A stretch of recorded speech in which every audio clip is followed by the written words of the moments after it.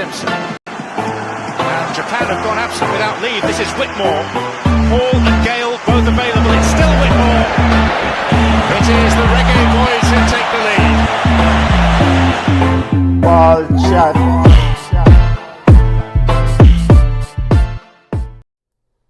Greetings, football lovers. Welcome to CONCACAF Gold Cup Watchalong. I'm manning the ship again. My name is Benton. Let's see if Junior will join in. He's on a road trip, so he's supposed to reach home yard. If he does reach home in time, he will jump on. He said he might be home in time. All right, CONCACAF Gold Cup action. Hope one and all is doing well. Hopefully the Sunday evening is going well. Whatever you're doing, always thank you and always big up to all the listeners. Last quarterfinal game kicking off here in 13 minutes. 13 or 14 minutes there. They are so U.S.A. versus Costa Rica. We just watched the conclusion of Guatemala upsetting Canada, and that was a shock result. Guatemala won the game, 6-5 on penalties. Canada got home at them yard. Absolutely shocker. Guatemala, a very, very feisty outfit, ended up winning the game 6-5 on penalty. On penalties, a lot will be said about the Jacob Schaffelberg red card for Canada. He picked up the red card in the first half, almost on the stroke of halftime. But Canada probably should have scored some more goals in the first half. There's definitely was a huge save off the line from captain it's not Pinto, the captain of Guatemala. It was Herrera of Guatemala who cleared his lines when I think Acheman had a header on goal. So, there were multiple opportunities for Canada to seize control of the game in the first half, and they did not. Then you have the red card, and it was predominantly the second half. Guatemala took control of the game. A goal from Rubio Ruben in the 69th minute answered or equalized the Jonathan David penalty in the 30th minute. And then, of course, in CONCACAF Gold Cup, no extra time in knockout competition. If the teams are tied at the end of regulation, it's straight to penalties. And the penalty scorers, Guatemala missed one penalty with Jose Carlos Pinto had a chance to win it after Kyle Laren with an idiot penalty. Can't believe it's a big striker taking penalty. Kyle Laren missed his penalty. Then Nathan Savila for Guatemala and Pedro Altan scored. Nathan Saliba for Canada and Pedro Altan for Guatemala scored. And Luke De Forelles missed his penalty. So you go, brother. And then Jose Morales scored his to make Guatemala the winner of this game, the winners of this game. Now, a lot has been said about this Guatemala team in the Gold Cup. And the thing that is strange, of course, the Reggaeboyz played this team in World Cup qualifier, defeated this team 3-0. And, interestingly, it's a different Guatemala team that played the Reggaeboyz a few weeks ago. Of course, Coach Luis Fernando Tena, Mexican national, had a very good, rich experience with Mexico. I think he coached Mexico Olympic team in 2012 and coached Pumas for years. So, he is a man who's been around the block in CONCACAF and know what it's like to win games in CONCACAF. And this Guatemala team that has rolled out to the Gold Cup after the defeat against the Reggaeboyz is a different kettle of fish. Oscar Santos leading the line.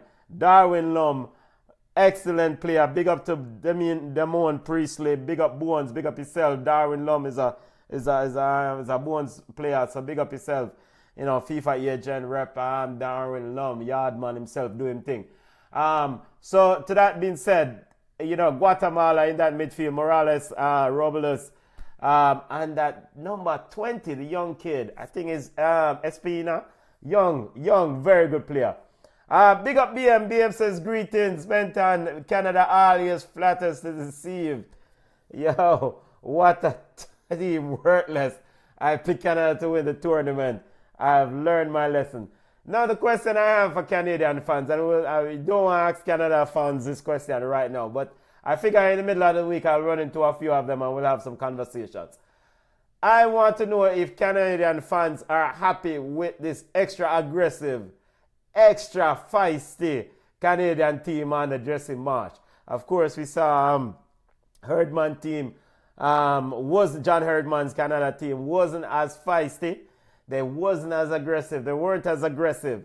And this Canadian team, though it's good to be aggressive, you have to be able to have the temperament to maintain that aggressiveness and be able to, don't get yourself caught in a foolishness. And we saw it with Jacob Straffelberg picking up the second yellow card.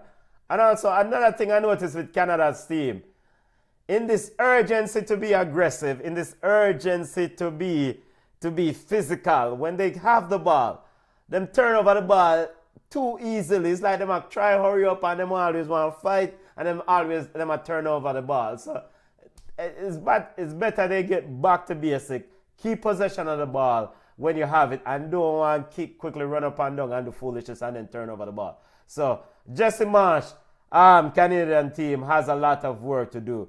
I like the hire. I like the appointment of Jesse Marsh to this team. But I think Jesse Marsh, the demeanor and the temperament I've seen from Jesse Marsh in this position of Canada is he's on a war boat path. I don't know if it's with U.S. soccer or whosoever, but everything is a war thing for them. And it translates or spills over into the group.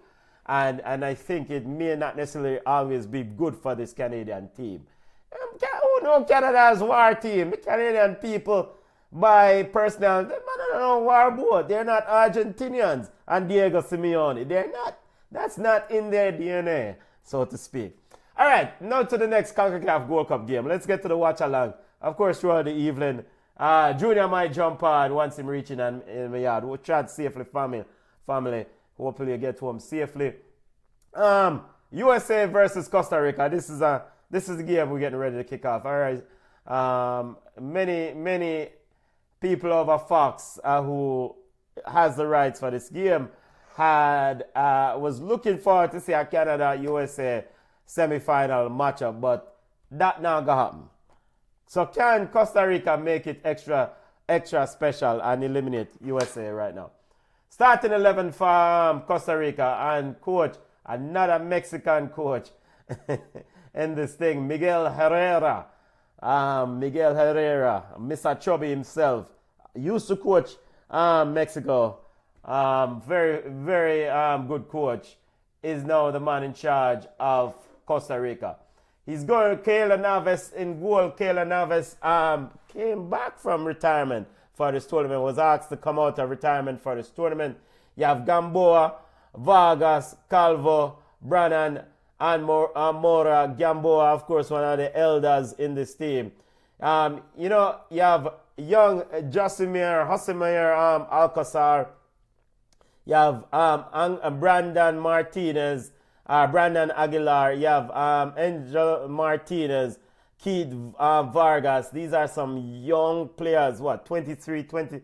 I think it's 23 to 22 age range for these some of these Costa Rican attackers. So the Costa Rican board and the Costa Rican Federation is starting to see the fruits of the labor in terms of the young players coming through the ranks. They're stepping up. Orlando Galo Caldron in that midfield. So this is something that's good for football that I love to see. I mean, we have for a long time as fans of football watched Costa Rica with Borges, with Joel Campbell, and of course the captain, I can't remember his name, man who played till he must about 40 or whatever. I think of Guzman. Yeah, Guzman. So no more of those players, and Joel Campbell is still playing football, but Miguel Herrera decided to move on. He did ask for Keylor Navas to come out of retirement and take the gloves for this tournament. So that is something that they're still there's a deficit in terms of talent, or deficit in terms of who's next for the Costa Rican team. But in terms of the attack, Brandon Aguilar, Keith Vargas, Alcazar, Josimir Alcazar, looking forward to him play some football tonight. Yeah. The young guns of Costa Rica ready to lead forward for the Los Ticos. So while Jamaica worry about buy man this and this man over there and recruit man this, this is what football program look like. Bringing in next generation of young players to take the reins and stop run down heap of ball and run go foreign and try buy people all the ways. All right, for Mauricio Pochettino, a man who was probably on the hot seat, but I don't know, maybe. I think he's recovered a bit in this tournament. Freezing goal, you have Richards and Tim Ream, a very steady hand in the back. Of course, a Fulham, or was a Fulham, in the box. You have Arsene, this brother, in Alexander Freeman. I guess when I look to see how Alexander Freeman goes about it. Tyler Adams, the pitbull, gets back into the midfield. Berhalter Pitney, Greg Berhalter Pitney, Sebastian Berhalter gets in the midfield. Tillman, Diego Luna is the creative force for this U.S. team. Yeah, Diego Luna is okay in my book. A player who's there was a lot of fanfare. Luca Del Torre, of course, of San Diego FC, and Mr. Ajaman leads the line for coach Mauricio Pochettino.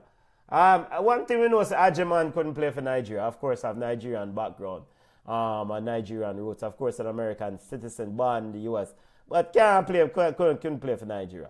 So, it's good to have options up front. Jury's out on Ajiman whether he's the man to lead the line for this team. Of course, no Timothy Weah and some of the big guns, Christian Pulisic and others are excused or out of this tournament. All right, almost time. 2 minutes or so to kick off. Family. 2 minutes or so to kick off. Let's see. Junior says, yeah. What's it? Yeah, Junior just say my calling. We get Junior ready.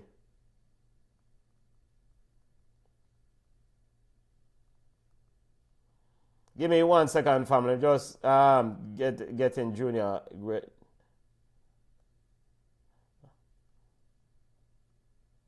Of course, earlier Reggaeboyz played the Lioness of England.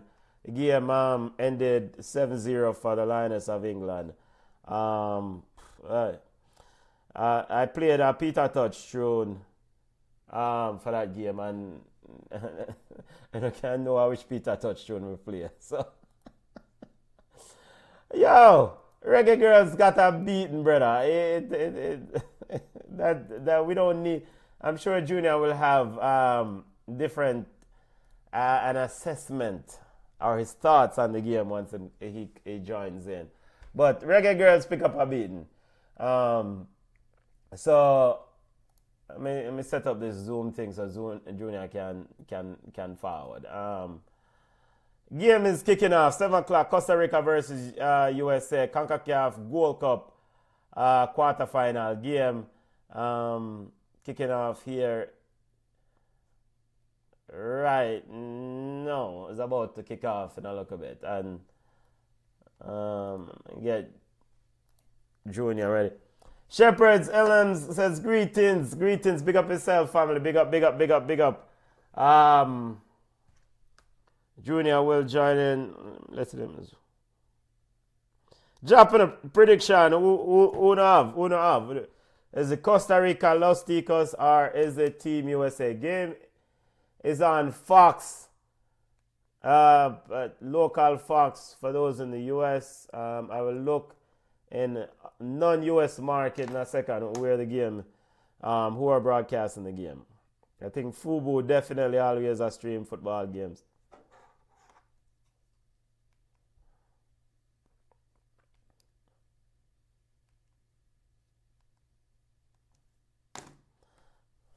Boy, it would be a thing if USA goes on to win this tournament. As the national anthems being played, Los Ticos national anthem is being played. USA, if they do win this tournament, it would be a huge boost for Mauricio Pochettino and his staff, because there's been a lot of questions about how this US team has performed in, let's be fair, in traditionally a tournament that they've excelled in, and to see them wobble a bit in this tournament, but they have. BM says never USA, vamos los ticos. Never USA, boy. Don't make certain money here and don't make certain money here, Say never USA. Junior is waiting to jump on. Let's get Junior in. Let's get Junior admitted and get the man thoughts. CONCACAF Gold Cup watch along. Game's about to start, is on Fox. Junior will be on audio only. I could see if we can hear him. Junior, you hear me? Yeah, but I hear. Is it good? Alright, let's see how you stay, family. I'm good enough. Why, welcome back. How was your week? How was your trip, family? I mean, hopefully you're not burn up in a Florida heat or whatever heating is going on. Yeah, let me tell you something, man. You warned about the heat last time, and I didn't listen. Me backside. Brother, place them up so hot, man. Yeah, that's why Mr. say, yo, and people in Florida must go to church, Jeez. Hey, church supposed to pack a weekend time in Florida, All the Rasta man, them probably there at church. Yo, not everybody is biblical or biblically inclined, but it's in the Bible, that for those who believe, yeah, when the rapture happened, yeah, God gone from the earth, yeah. I feel part of the rapture start to fly already. God gone from the atmosphere. God on the hot, man. Hot like hell. It hot. How could you not want to go to a cooler place? No. But more importantly, we're happy that everything went well and you and the family had some time to rest and recuperate. Now to some football news. We are gonna discuss football. I want to get your thoughts. Reggaeboyz picked up a 7-piece meal earlier today. Let me get this thing sorted out. I know you were on the road, but seven piece is not normal by any stretch, Junior. I told you when you talk about, we're going to do the Watchalong. So, okay, all right. Do it at your own risk. Because I actually expected more. Yeah, so I'm not surprised. But we do. I did watch the game with some Reggaeboyz fans, and big up to all the people who were on the watch along earlier, and that was comforting enough, to kind of just go and sit down and all our vibes with the people them. But I think at the end of the day, it's just a lot of questions have to be asked about, direction of the Reggaeboyz program, and you kind of get 7-6. 7-0 in from certain team. I mean, it was just a mauling. Lauren James scored a goal, and set up a goal, and Lauren James just kind of just chip the ball over and just walk away. When people like in a competitive game, them cross a ball and still I try get involved. Lauren James just did the total opposite. She crossed the ball and just say, Russell, do what you need to do. Me gone. But yeah. So Reggaeboyz picked up 7. First, before because we have watch along to talk about other things. The starting 11, for this Costa Rica versus USA game. I think you heard it or you saw it. Any shockers? Anything you're looking forward to? One of the things that we talk about is the youth of Costa Rica. Josimir Alcazar, Brandon Aguilar, Keith Vargas, and the next generation of players coming through the ranks for this group. But they still have the best goalkeeper in CONCACAF. Who came out of retirement for this tournament. And reclaimed his spot. Because people still vexed with Blake with the goal that he gave up. But yeah, it's a youthful Costa Rica team. This game is a tricky game, because this might be America's first real test in the Gold Cup. So, well, let's see. Yeah, BM just point out something very important. Manfred Ugalde missing Faticos, unfortunately, and another young player that definitely is, all teams can learn something from whether it's Costa Rica or whomever, who are essentially relying, them not really kind of overdo the thing. Them are fears in the young generation, the next generation of players. I'm looking at you, Reggaeboyz. Looking at you. Well, Costa Rica is afforded the luxury to stagger their players in. Okay, you're talking about the way when them phase them in, them kind of stagger the player in, right? So you have a stagger motion of players coming in. Looking at the Reggaeboyz, like I said, they don't do any staggered motion. It's a done-manship. So from the outside looking in, because remember, we're not privy to the ins and outs of Costa Rica. And I'm sure there's a Costa Rican fan right now watching and saying, these people don't know what the hell they're talking about. This player don't get a chance. This player is a bug, right? But the noise that comes with it, you don't hear it around Costa Rica as much as you hear around Jamaica. We're definitely going to throughout the program. In fact, we can't even, doesn't matter delay it, because it's 0-0 game already start. Let me see if I can zoom in on this a bit, but we're going to discuss Reggaeboyz. Earlier, before we get to Reggaeboyz, Canada, Junior. Canada were upset by Guatemala on PKs. Shocking result for many.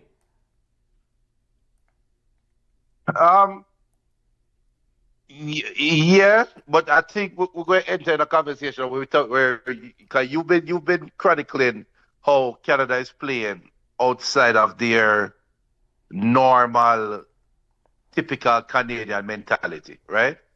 But Guatemala, they got beat up from Jamaica in the World Cup qualifiers with a B team. And the man them say, use that as motivation for wake up and come out here. And I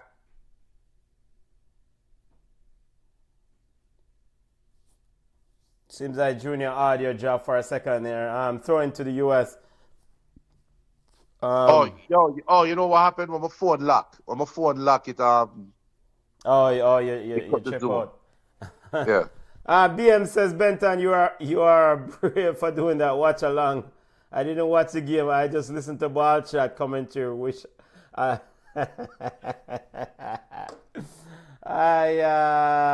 I ironed. He says he listened to BallChat commentary. Well, me have to support some of the ladies them. In fact, we have to support all ladies them. But I didn't watch the game. Big up to Shepherd's News of LM. Big up to Michelle. Big up to all the family who were on the watch along and watch the game. I think PSG was playing Inter Miami, so some people had one eye or a couple eyes on that game. And then as soon as the Reggae Girls go sideways, they move on. Which didn't take long. To be fair, the Reggae Girls did score one goal and it was ruled out for Stop the foolishness, man. Stop the foolishness. The Reggae Girls did score one goal and it was ruled out for offside.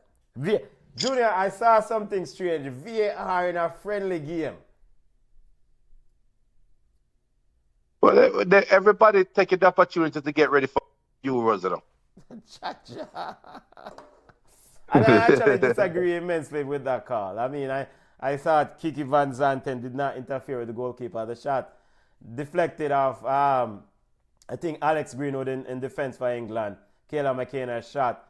If it wasn't deflected off Alex Greenwood's foot, it would have, goalkeeper Hampton would have saved it, but are gone directly to her. Deflected off Greenwood and subsequently into the back of the net. Which Benton, what was the final score again, please? I can't recall, Junior.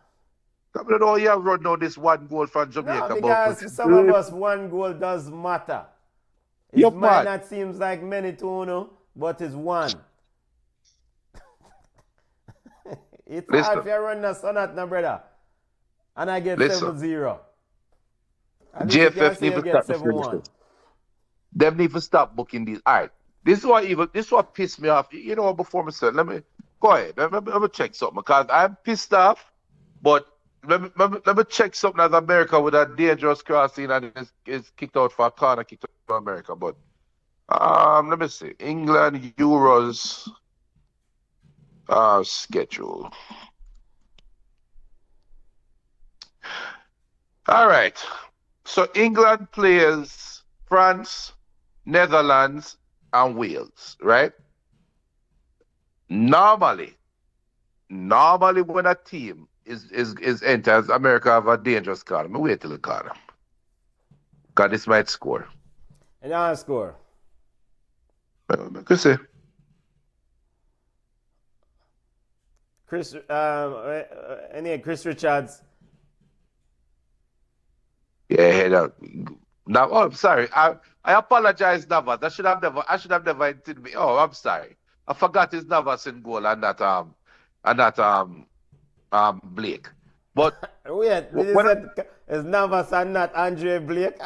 Not Andre Blake, yeah. No, but you home to the brother. Yeah, this CONCACAF number 2 goalkeeper. I've lost faith. But normally when a team goes into the final games are preparation for a tournament, especially for a tournament. Backside, sorry. When a team goes into a preparation for a tournament, they generally schedule games. It's one or two things they do when they're playing games, right? Yeah. You either schedule games that against teams that mimic or resemble the teams you're going to play against in the group stage, that you know the schedule, you try to play against similar teams. So that is the reason why in World Cup qualifiers, or after the World Cup qualifiers are done, when the European teams are going to play against African teams, they normally draw for a Caribbean team to play against. Little racist, but that's the reason why, right? In a strategy, you try to play against people. Yeah, because you go work on something, you try to prepare. So you put it in something in place to play against a certain team. That's one reason, that's one way or one thing that teams do normally. The other thing is you try to have a feel-good game going into the tournament, right? Looking at France, Netherlands, and Wales, England did not play against Jamaica to prepare to play against any of those teams. England played against Jamaica for a feel-good game. That is where Jamaica... should I say that's where Jamaica has fallen? They have gone from kicking Brazil out of the World Cup qualifiers to now being a feel-good game for England. A sacrificial... No, I mean, I don't to like be that. fair, the Reggae Girls did have some of their big players in this camp. So the big players that don't want to play the game. You mad? I know players, coach, yeah, you know, let me not. The coach say he's reviewing players, but some players need a break. I mean, and of course, Bonnie Shaw, she's been injured, so she's working every way, but there's no way Man City are going to risk Bonnie Shaw and I don't eat that game before, you know, knowing that she ended the season so long on the sideline. I mean, isn't that even... All right, let me be that guy. Bonnie Shaw might have already played our last game for Jamaica. No, I don't think so. I don't think so. Okay. Unless Busby get fired. Unless Xavier Gilbert get back to work. All right. I don't think so. I mean, Go Costa ahead. Rica with a dangerous attack. Vargas looking to get on the end of it. Vargas, dangerous player here. U.S.A. in possession. Arston. Junior, I want to ask you a question. All right, we see Guatemala, you have a Mexican manager. You see, this Costa Rica team, you have a Mexican manager. Mexican coaching tree seems kind of long here in terms of having impact in CONCACAF. But I failed as it's a penalty for Costa Rica. What a stupid tackle. Those players, I mean, What a stupid tackle. America say make sure it's in the look for the VAR, you know. America has to make sure it's in the check for the VAR. It's the dumbest tackle in the world. And it probably hands the ball too. Yeah. But dear man, a straight penalty that, man. Straight penalty that. How dumb can you be?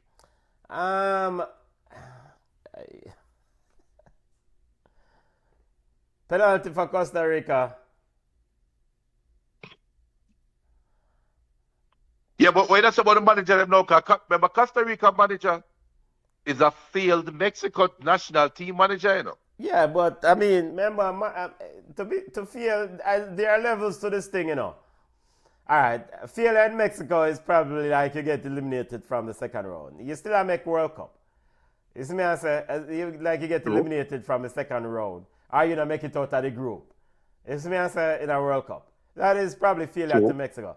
As Costa Rica goes up 1-0.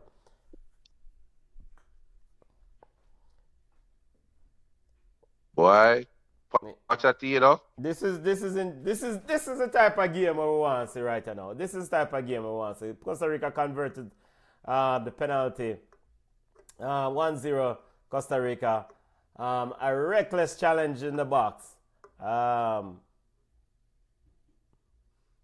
Maybe Jamaica, speaking of coaches, maybe Jamaica should evaluate some of those Mexican coaches. All right, first of all, translation is a problem. Yeah, this is why you minister the man them higher. Borough. And I walk around with a translator. I just walk around this at 2025 in a virgin. Can't worry about them things. It's just can the man do the job or not? So is Steve McClaren? Yeah. So is Steve McClaren fired? No, Steve McClaren is not fired. We'll get to the Reggaeboyz news right now. Steve McClaren, young Arston with the bonehead tackle to give Costa Rica a penalty. Costa Rica up 1-0.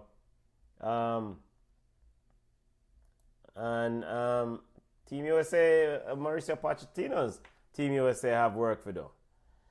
All right, to the Reggaeboyz regarding Steve McClaren. No, at least to my understanding, there's no official word regarding the post-Gold Cup assessment. And to be fair, it's probably a little bit too late. You can't fire. I don't think you can't fire a man right now. Calvo with the penalty, right. Fernando Calvo with the penalty conversion for Costa Rica. I don't think you can fire a coach right now unless everything gone to dog. I don't think you can fire. What? It's two months away from World Cup qualifiers. I don't actually. I looked at the video when I did the video the other day. I'm watching the video again and I said, wait. If Jamaica going to if there's ever a time to change the coach, it is now. Now is the best time to change a coach. I mean, yeah, If you are yeah, go ahead. do it before the final round. Do it before the final round start. If the final round started, then we have a different conversation. But with the final round haven't started as yet, and you're not as confident in what you're seeing within the team, and you feel like there's somebody that can be a little bit better, or that can, if you identify what the missing link is, now is the best time to change it. No, but do you even know what the missing links are, That June? that that that that's the real, and if that's why BallChat's so good, because that's an easy layup set up put here, Man, yo, because Costa Rica definitely getting in. Vargas again, putting up, sorry, Junior, putting a bit of pressure there. 1-0 for Costa Rica. Again, want to highlight the youthful revolution in Miguel Herrera's Costa Rica team. Brandon Aguilar, Vargas, and company. U.S.A. with a cross and a shot. Well, more like a field goal from Tillman that over the crossbar. yeah. Yeah, as you were saying regarding the Reggaeboyz. Yeah, so a whole heap of evaluation have to happen, because Steve McClaren is a good coach. I don't care what anybody wants to say. Some people say that he's a failed national manager, but using your explanation of when I said the Costa Rican coach is a failed Mexico coach, you rightfully said, well, he's graded on a different scale. So Steve McClaren, for Jamaica grading scale, is a damn good coach. He's a very good coach. So if he is failing, we have to identify what is causing the failure. And you can't, it's too easy. Well, Steve McClaren has forgotten how to coach, or Steve McClaren is not a good coach, or Steve McClaren can only coach white man, or Steve McClaren can only coach in the Netherlands. None of those excuses going to work. We have to be more logical and realistic in our evaluation. And I think the powers to be is trying to run away from those evaluations. Big up to Oral Tracy. Check out Oral Tracy, the Maverick or Oral Tracy YouTube channel, and he has a show on, I think, Hits 97 in Jamaica or something like that. Yeah. He had Rudolph Speed on the program one year. And of course, Rudolph Speed, technical chairman of the technical committee at of Jamaica Football Federation. And actually, I think he appears on the program multiple times, actually. Because not just in the recent lead up to this World Cup and after the World Cup. He said something that, he cannot make any proclamations regarding coach. It will be a post-mortem, of course, a post-World Cup assessment. He did say something like to the effect that if you let go Steve McClaren, it's something to the amount of maybe a month's salary is a fire clause, if I remember the conversation. So,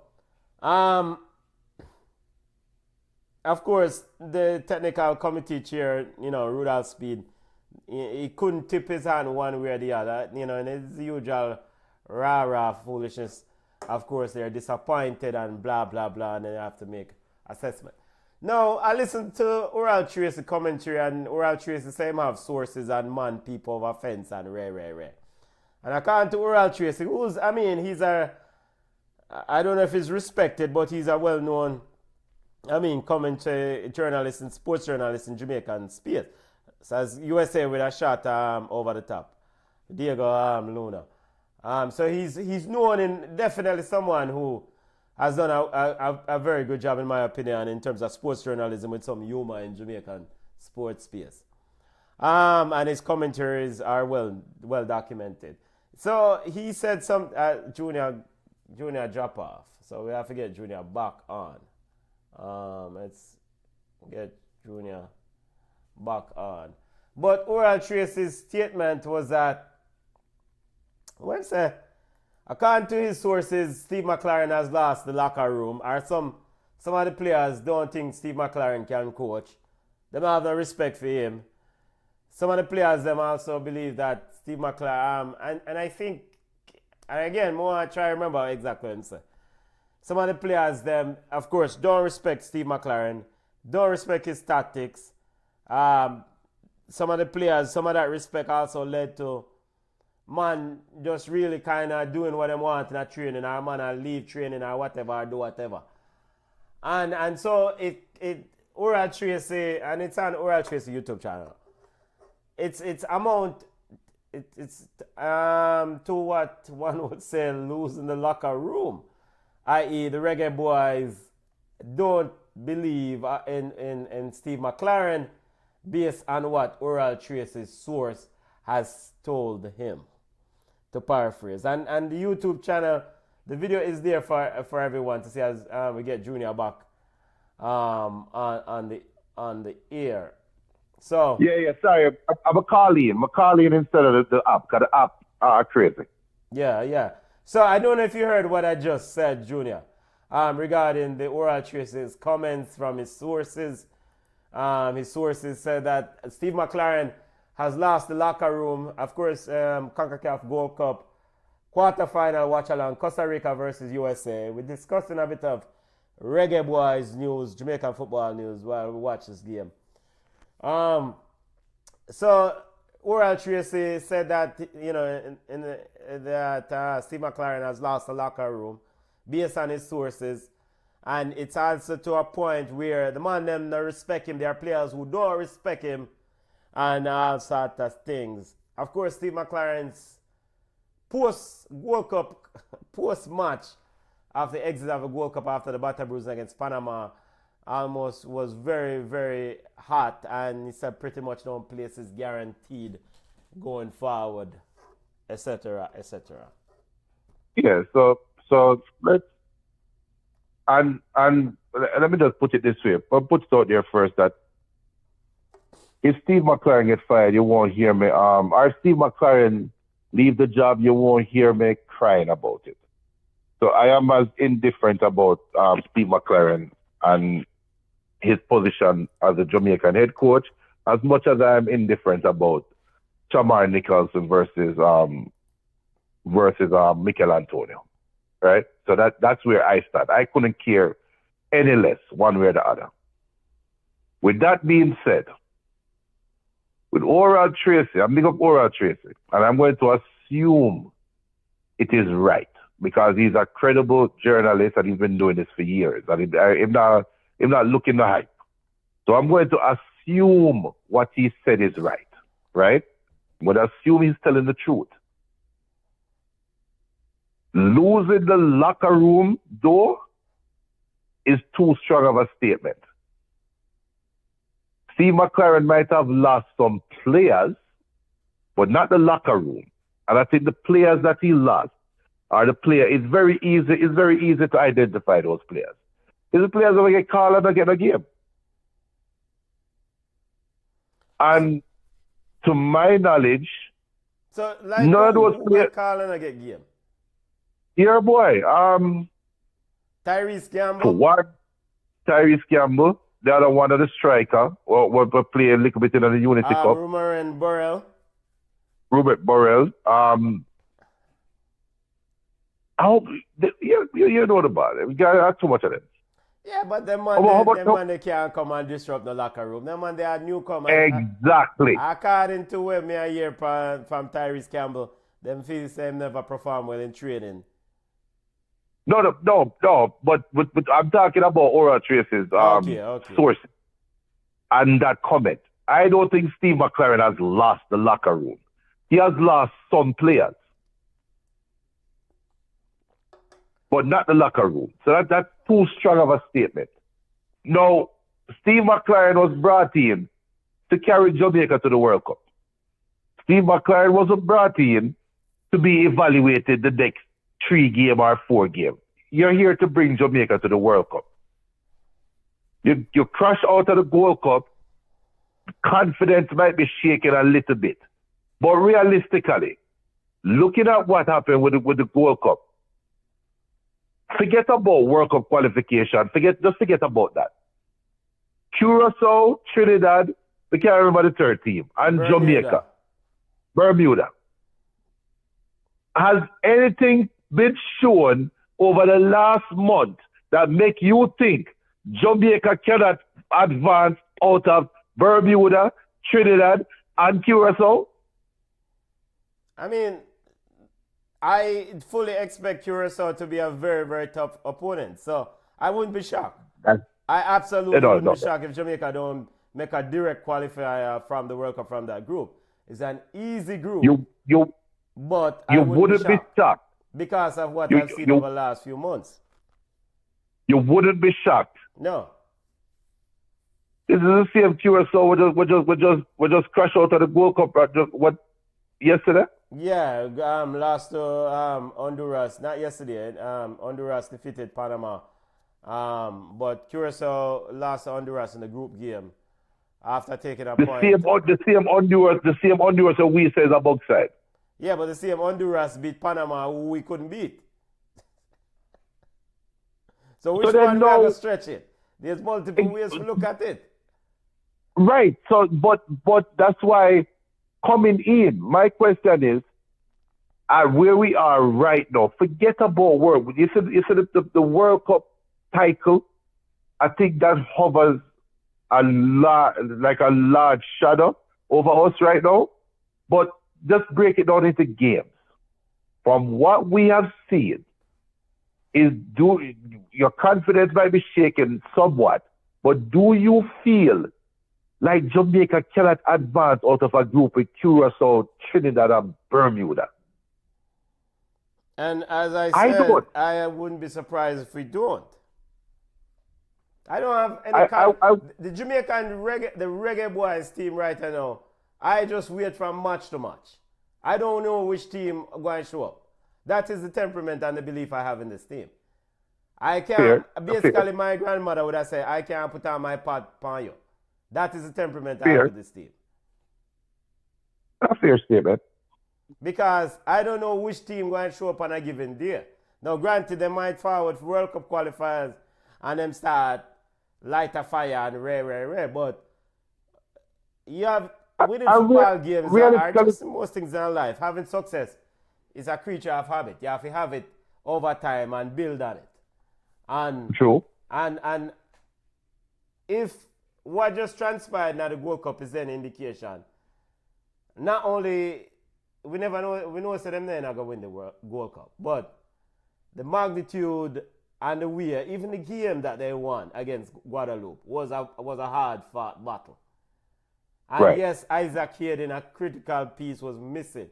So you have to tell me, say one man missing, because once you go in a World Cup qualifiers, it's a war of attrition. Injuries are gonna happen. Farm are gonna drop. Road conditions are gonna be, and so you have to go down a cow corner and play some ball games on some pitch where you're not necessarily happy with sometimes. True. So that tells me that teams that make it to the World Cup are battle tested, ready for any condition or any environment. This Reggaeboyz team, I don't know. True. Well, all right. I won't argue that point. They have to prove themselves. Them have to prove themselves. With that being said, though, Curacao have to prove themselves. Trinidad have to prove themselves. And for me, the World Cup qualifiers, if Jamaica was serious about qualifying for the World Cup, they only have to be ready for 3 games. That's how I see it. Every other game after that, Jamaica can sleepwalk. But it's only 3 games Jamaica have to be prepared for. Playing in Port-au-Prince, traveling to Curacao, and hosting Curacao. Playing in Port of Spain, not Port-au-Prince. Port of Spain. Yeah. Port of Spain. Going to Port of Spain. And then hosting Curacao and going to Curacao. Those 3 games. Hosting Trinidad, you're supposed to batter blues them. Bermuda, that's a goal difference game. Both But- Bermuda games are your goal difference games. But this If is the Jamaica same, is serious about going to World Cup. but this is the same team, and again, we talk about serious. So this is how NM1 USA with a goal kick, 1-1, 1-0 Costa Rica leading USA. As USA get play restarted from the CONCACAF Gold Cup action, quarterfinal, Mexico, Honduras, and Guatemala already in the semifinal. Waiting on who's the winner of this game. Winner of this game will play Guatemala. BM says, might as well bring back Tapa. These European coaches are waste of money. And I think BM as a stat man probably have some stats to support this. The European coaches, them not giving a return on investment, brother. Tapa to give it a return on confidence either. I mean, I noticed I that would the return. envision that Tapa is a cheaper investment. No. I never say investment. That's a return on confidence. But I don't have any confidence with man called Steve McClaren and all his. No. his long like McClaren is an investment. Tapa wouldn't be an investment. Tapa would be a confidence hire. And if Oral Tracy is right, then if Steve McClaren are going to lose the locker room, what do you think will happen with Tapa? Yeah, but Tapa didn't lose the locker room with his players, his squad, local-based players. Things went sideways with Tapa as USA with a dangerous attack. You would score the goal. And, oh gosh, that's bad football. As Costa Rica comes away with it and gets... So, I think I will cross the ball and then, rather than take a shot, him try to lay it back in. Yeah, try to lay it back in. The thing is this, Tapa lost the team, our last interaction with the JFF because of that Panama move when JFF Brass went and recruited a lot of players. According to the TVJ interview that Tapa did about his tenure at the JFF, that's when things went sideways. Because Tapa notably said that interview, no man pit no side gimme. This is why I left them man there for go on the Paul Hall and me go to Mexico. Because he has his score. And I understand from the JFF standpoint that in order to attract fans to watch the Reggaeboyz, you need names. When the Mikel Antonios of the world and the Ravel Morrison of the world forward, those are names that you can put, Leon Beale, those are names that you can put on a flyer and get the Jamaican fans and Jamaican investors to probably get behind. Tapa put Suli Makala and Kyle Ming and Demario Phillips on a flyer. Them man, people don't go say, yo, I don't want to read that. So for Tapa team, he has to show results. Whereas the JFF says, look, we want to bring some players from foreign who can attract fans and who can probably bring... What's the word they used one time? Professionalism, as we have a VAR check.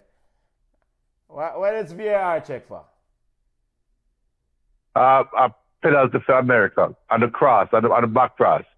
And they're going to give the penalty. It's a late tap, it's late, thuds up in the ankle. The ball don't pass already. Well, this is America. Yeah, this so is how America. is this a penalty? The ball move on. That player is already gone. The cross, that tackle did not affect the cross. Yep. And did he even touch the player? Him slide in to try cut the cross. He did. He did. Okay, now we see in the close-up. It's not everything is a penalty, you know. How would the Rastafari go on a football? What do you mean by not everything is a penalty? We've seen that with Jamaica. We know everything is not a penalty. So, all right. So if the cross already, if the ball was scored, them say we now look upon it. So what about the decision of the American attacker to lay the ball back and not take a shot and not utilize the attacking advantage? So that the player nothing in this. decision making? I would think that the referee had tell the bottom go back for the field. Penalty. I do it. It's garbage. It's a joke thing. As referee, come, I could get it over with. Because the VAR should be more for dangerous play. Like, that could have been a red card. That could have been a red card stop. But looking back and saying this is a penalty, nah. So he's giving a penalty. The ball was already played.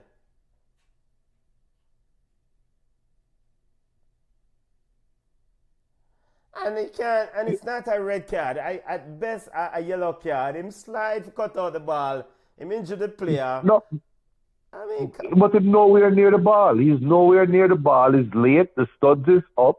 It tackle from behind. That is a red cardable offense. So the player is very lucky. Yellow card, that's for me. I'm not give red card for that. But no, that's a red card for me. That's a red card offense. BM says, how is that a penalty? The ball was already played. Very good. That's the point I'm trying to make. The ball gone. As Diego Luna is holding it.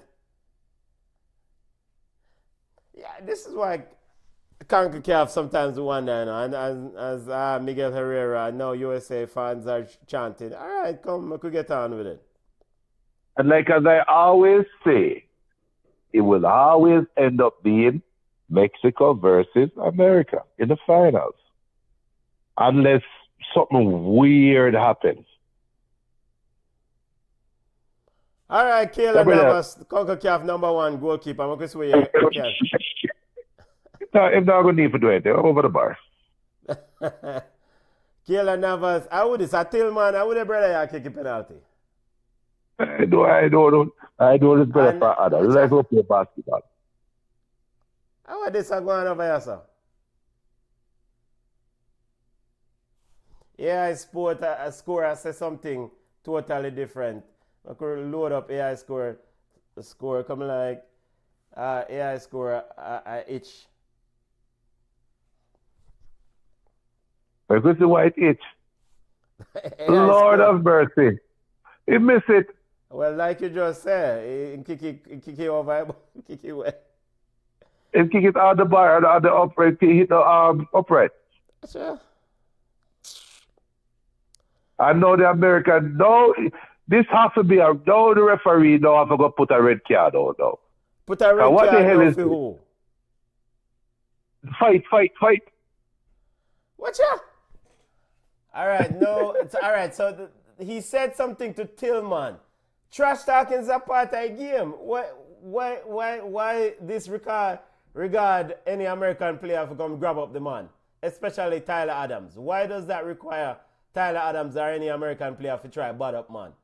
Trash talking is about how many times you play a ball game and you miss a shot, especially penalty, and the opponent come up and say something to you. It's a part of the ball game. Yo, all you have to do is say again, remember next time me and you. All right, so we see the shot and Kyler Navas push the ball after rebound. Vargas goes up and say, and then Arfstan come and push Vargas. So all America keep a reach for the other side of the field for go Tillman. Yo! I want to go on and see a ball game here. What is going on in this ball game? Hey, so you say AI score was having a glitch. No, it wasn't having a glitch. Wait, for the referee you call now. Yep. Yellow card. All right, fair. Give out a bunch of yellow cards and keep it moving. But again, Keith Vargas has all the right in the world as an opponent after a man do something stupid. Go up and say anything to them. This is trash talking, the mental side of the ball game, a normal thing that. So why Arfstan, who give away a penalty, ran up and pushed the man?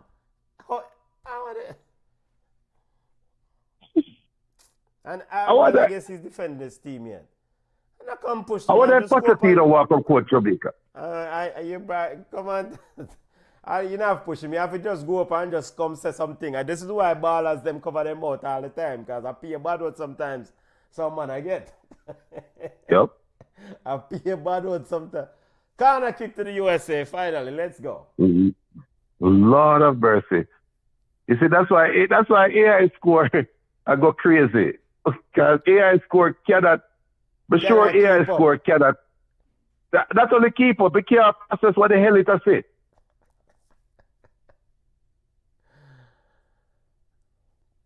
Now, That's one how thing bad with Team USA and Mauricio Pochettino, he's taking a gamble here with Diego Luna in the number 10 role.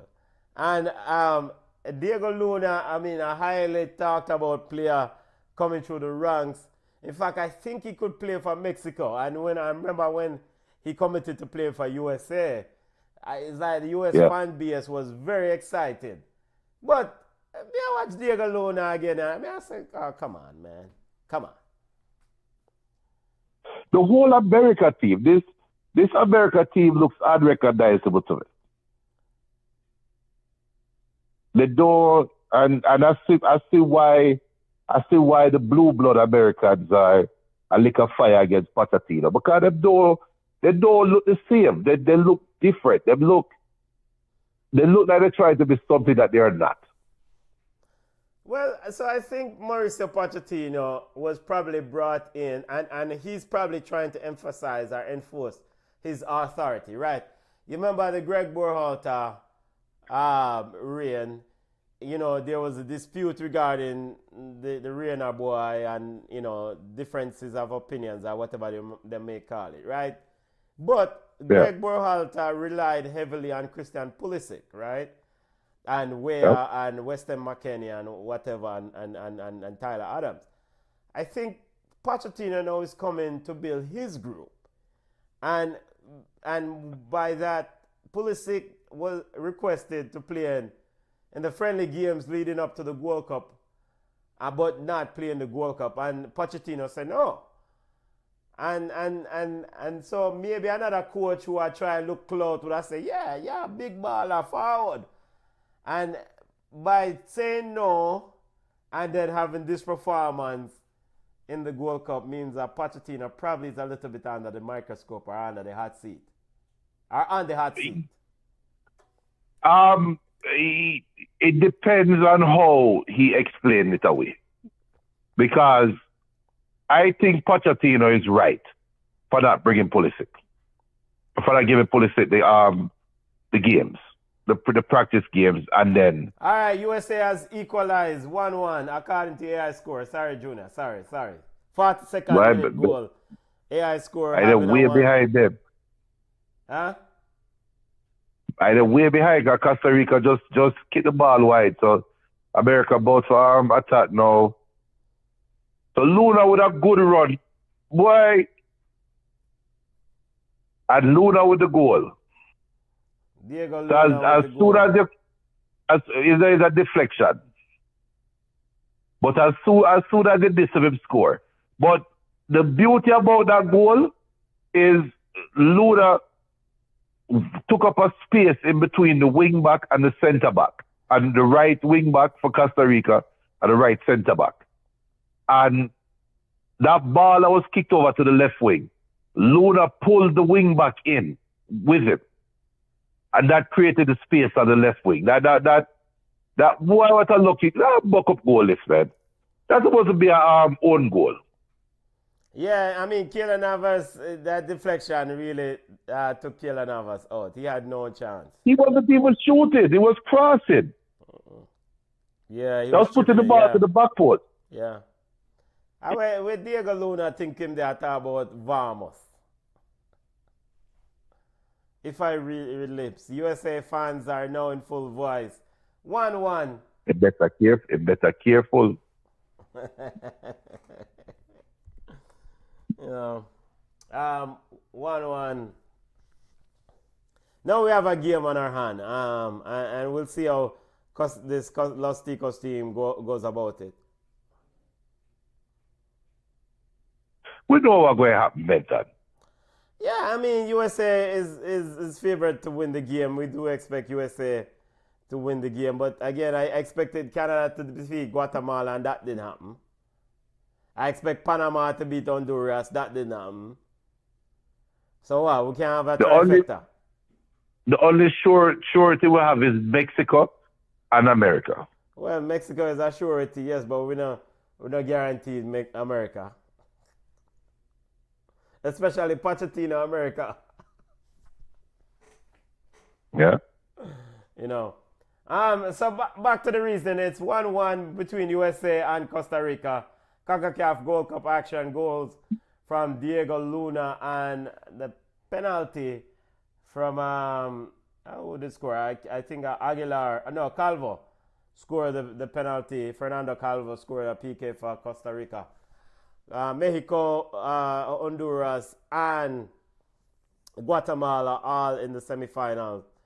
Our semifinalists waiting for the winner of this game. So back to the reason regarding the Reggaeboyz and issues around coaching and Steve McClaren, and did we hear the pleasing decision from the JFF as a cross? I don't know.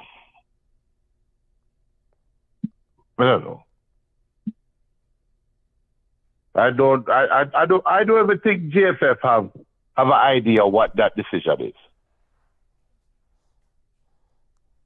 You know that? I mean, maybe is a Jamaica observer. I did not. Maybe sweating at JFF just I try do PR damage control, so to speak. Maybe this is a Rudolph Speed move to try the damage control. All right, so question, Junior. If Rudolph Speed can win Premier League consecutively, why can't he coach Jamaica Reggaeboyz team? Or can he coach Jamaica Reggaeboyz team? I mean, he's had success in the local league. Defeated the big spending Mount Pleasant. Okay. Is this not a job he's interested in? Let me ask you a question. Because to answer that question, Rudolph Speed, right? We'll have to talk about CV and accomplishments, but then he doesn't have any of that to go up against any other possible candidates. He doesn't. Well, he has accomplishments. I'm sorry. No, I'm sorry. Jamaica Premier League is not any accomplishment. But if you're talking about going to the World Cup, so not what Tampa's CV is littered with. No.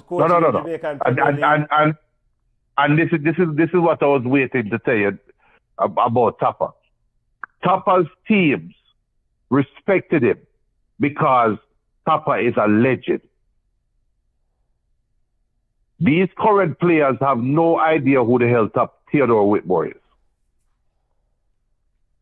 So he's not going to command respect just because he might say, yo, I am Theodore Whitmore. That's not going to work. Ooh, right? Which current players? Who are the national team players won't? The national team, yes. Well, I mean, any one of those British players who forward and know who Tapa is, then them need to go learn the history of the Reggaeboyz. Because none of them will. None of them will, Benton. We have to remember now, these are 20-something-year-olds. Mikel Antonio is not 20-something-year-old, fam. Mikel Antonio not going to know who Theodore Whitmore is either.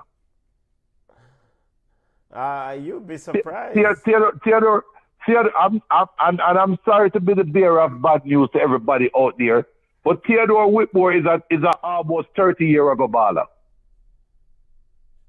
So anybody who is under the age of or who is about 32 and younger won't have a clue who Theodore Whitmore is.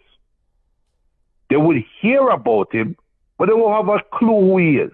So you're I telling will me talk the man about not watch the Jamaica game from the 1998 World Cup? okay. And that's what we talked about the last time we were on the air when we talk about how Jamaica need to have a football museum. Because none of these people know them. I mean, Junior, I'm they have telling you. YouTube. I refuse to believe this. I refuse to believe this. All right. So let me ask you this then. Ask BM if you know what Anthony Corbett look like. BM, the old man. We don't know. BM, do you know who Anthony what? No, not who Anthony Corbett Corbett like? is. If Anthony Corbett was to walk, all right. If Paul Hall was to walk past Jamaicans right now, not Paul Hall, Paul Young was to walk past Jamaicans right now that claim that they are football fans, they won't have a clue who that is. Yeah, but that's an era when video was readily available. Because I don't even remember what Anthony Corbett looked like. And All I right. listened to a lot of ball games back then. Well, Theodore Whitmore is from that era.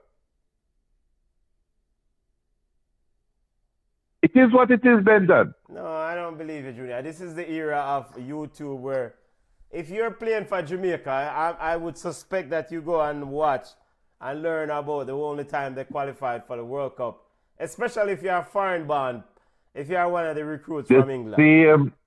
The same Jamaicans that don't know the national anthem. Well, they did try to remember it. Come on, man. I think Ravel was on, was it the podcast with the brother we used to play for Watford now? The man who said Watkins is not a striker. Try Dini. Yeah. I think Ravel was on his podcast or on a show with him and said, he walks lyrically about how the Jamaican team, made it to the World Cup in '98 and all these things. And so clearly, if I remember clearly, Ravel went and read and probably watched some videos. Benton. About Jamaica. Benton. Yeah. Muscle man from Brazil. Did I say any more? Oh, who named Muscle man from Brazil? Oh, Hulk. Hendrick. Remember Hendrick talk about if the ballers they went know and who him play like? He's on YouTube. Come on, man. It's all YouTube. No. But we always going with the point, as this halftime, 1-1 Costa Rica and America. We always going with the point, though, with Speed, is he doesn't have the CV. So, do you have the brass? Do you have the kahunas to stand up? Because you also don't have the technical ability. I'm sorry. I big up to all Rudolph Speed fans. And I am not disrespectful. I should have said that. That is disrespectful, Junior. I won't let you disrespect Speed. Let me pull it back. And apologies. I didn't mean it that way. What I meant to say is he doesn't have that moment that he can point to and say, here is my Jose Mourinho putting Pepe in midfield moment. Here is my moment of here. You see what you see how videos coming out now with Alex Ferguson when them talk about how when Manu was going to play against AC Milan and them look on Park G song and say, look, I think it's AC Milan and I think it's Pirlo. I look on Park and say, anywhere Pirlo go, you go. If Pirlo go to the bathroom, you're there right beside him in the bathroom. Rudolph Speed doesn't have those moments. He doesn't have that he can point to and say, here is a coach, an unproven coach with evidence that he does have some tactical ability. He don't have that. So in the Jamaican Premier League, he told Richard King to make sure him shut down the man for Mount Pleasant.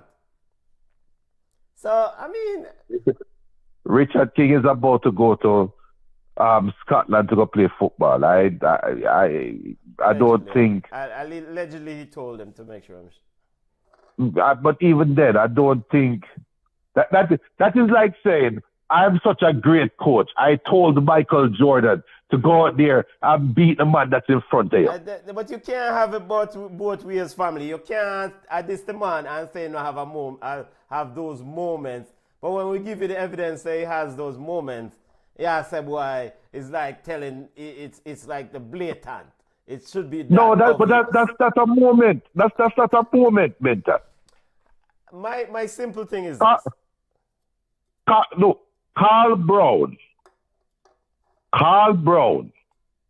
have CV at the time. With Jamaica, I can point to his influence with Boys Town. Yeah. So how is Rudolph Speed different from Carl Brown? Because Rudolph Speed have the best team. Carl Brown didn't have the best team. Boys Town. Tapper Whitmore has the best team. Rudolph Speed has developed these players. You know, in fact, there's this long-running thing between him and Bullhead about players and access to players and who take player from whatever. But one thing that Cavalier has done, and it's, you know, it's credit to Rudolph Speed, but I think it's something that has been the DNA with Clive Duncan from way back when. But Rudolph Speed has taken it a step further in the fact that they have made them champions. When Right. Clive Duncan did a build Cavalier, then I will not tackle. And we've seen these young players come through the ranks, I mean, at Cavalier. Yeah. And still the youngest team. When they play Inter Miami Wadia, one of the things that Rudolph Speed spoke about in our press conference, I mean, was saying that, said, if you don't get butter bruise, that when them get butter bruise against Miami, I went Inter Miami, or when they get butter bruise, he would have hoped that by saying the age or how the average age of his team is that, you know, Inter Miami would have taken it easy on them. I mean, the average age of his team is what, 20-something, early 20s? Yeah. That Cavalier team that play Inter Miami. Now, I'm not going to ignore the elephant in the room because Rudolph Speed has, from base and the tea leaves, he has issues with players and coaches and other bullet. And so hiring a Rudolph Speed may affect Leon Bailey. You see me, I say, so and that's something I recognize that is too difficult to ask to force Rudolph Speed in this. But right. I will not dismiss or belittle that. If Tapper can coach his national team, I think Rudolph Speed can get a run. Why not? Okay. As long as it might do it for a run. Why not? Okay. As long as it might do it for a discount.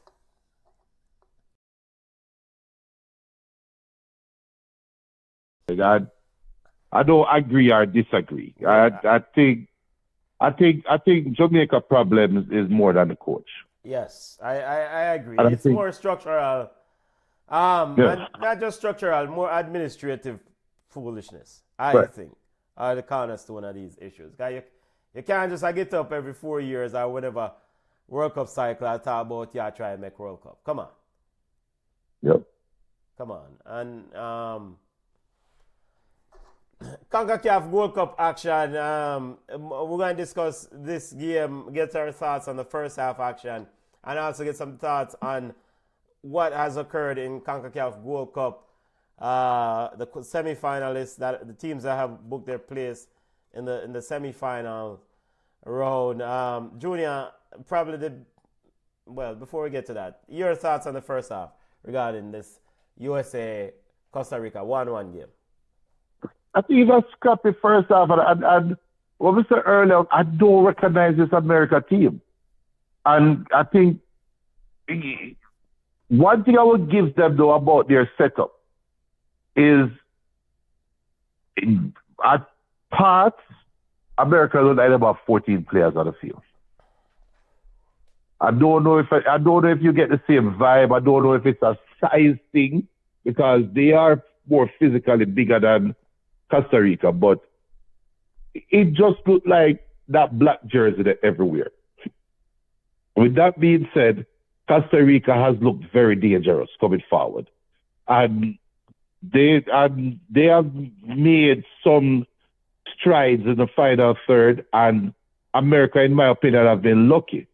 Now, the goal that Costa Rica got, I won't say it was against the run of play, but they have made strides in the last third, like I said, but haven't really tested the American keeper.